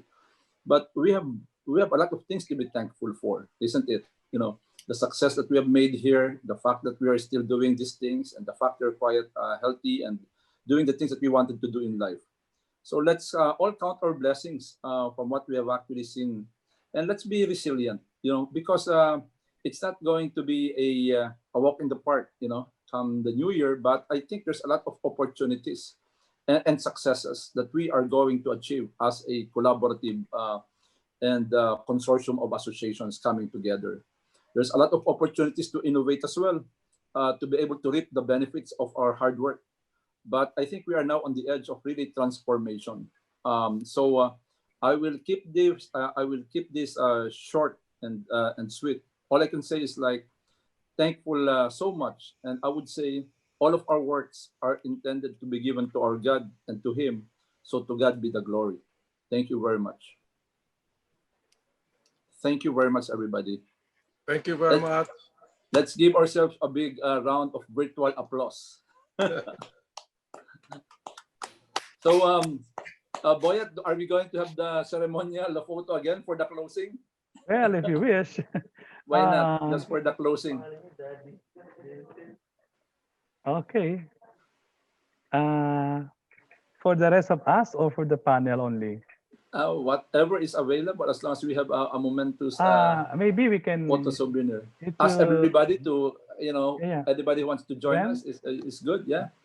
Come on just video. give us a minute. We will bring all the panel, the attendees to the panel room so we can see each other. Yeah. Before that, Mr. Chair, just to remind the attendees, the platform will still be there up till tomorrow, I believe, and you can access all the recordings, all the screenshots that have been taken during the summit. So you can visit it anytime. It's going to be there, I believe, for one more day, and it's going to be 24 hours. So at your leisure, do check the on-demand portion where you can see, as I said, the recordings of all and the photos and also some resources, and visit also the virtual booth. So yeah, up till tomorrow, I think. Yep, we'll do that. It's Thank so you. nice to see everybody on screen. Chris, I I see Chris. think we are I see now everybody. seeing them. are Please you open in Hong your. Kong? How's Hong Kong? Is You're Chris mute. around? We are. David, Hi, Chris. Janice, Hello there, everyone. Christian, Hi, Ritzy. Hi, Evelyn. Christian Paul, Janice Guan, You- Trustee Hi. Philippines. Please Hi, also turn on Janice. your videos. Congratulations, everyone. Hi, Gwen. Yeah, I see a lot of Hi, new Evelyn. I see a Congrats. lot of new nice faces. Huh? Dixie, One Cora, more, Hope to everyone. see you more active, Hi, guys. Jane. Bobby, Hi, Jane. Are you in Malaysia? Oyet. Okay. Hi, Okay. all. So, Hi, Rolly. Rolly from Rolly around. Cabanatuan. Are you Cabanatuan? what about David? David, Christian Paul? You don't want to open your your video? Hi, Janice. Hi, Janice. Hello. Yes, she's behind my back. Literally. All the time. You look What good, about Chris. David? David Hunsay? Hunsay. Would you mind Okay. if you open your video, please? Yeah. Emmanuel. Yes. Oh, there's a lot. Leonore, Mary Good Ann. afternoon, everyone. We're requesting to those people who still have their cameras off to please turn your cameras on so we can have a group picture.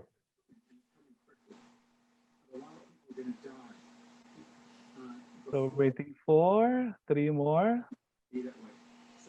Maybe we cannot force them. Maybe something prohibits them to turn it on. Correct. We should go move on, Okay. Boya. Okay, so there you go. Let's start. We'll have 2 batches. First batch? It's nice to have Okay, this. first match. Huh? Isa lang. Okay, only one. Okay. Kaya Just give lahat. us your best. Smile. 1, 2, and 3. There you go. Okay, thank you very much. Okay, thank you so Thank you. much. Congratulations. PCAAE. Stay safe. Stay safe. Stay safe. Stay safe. Be in God touch. bless. Thank you very much. See you again next God give year. the glory. Bye. Bye bye.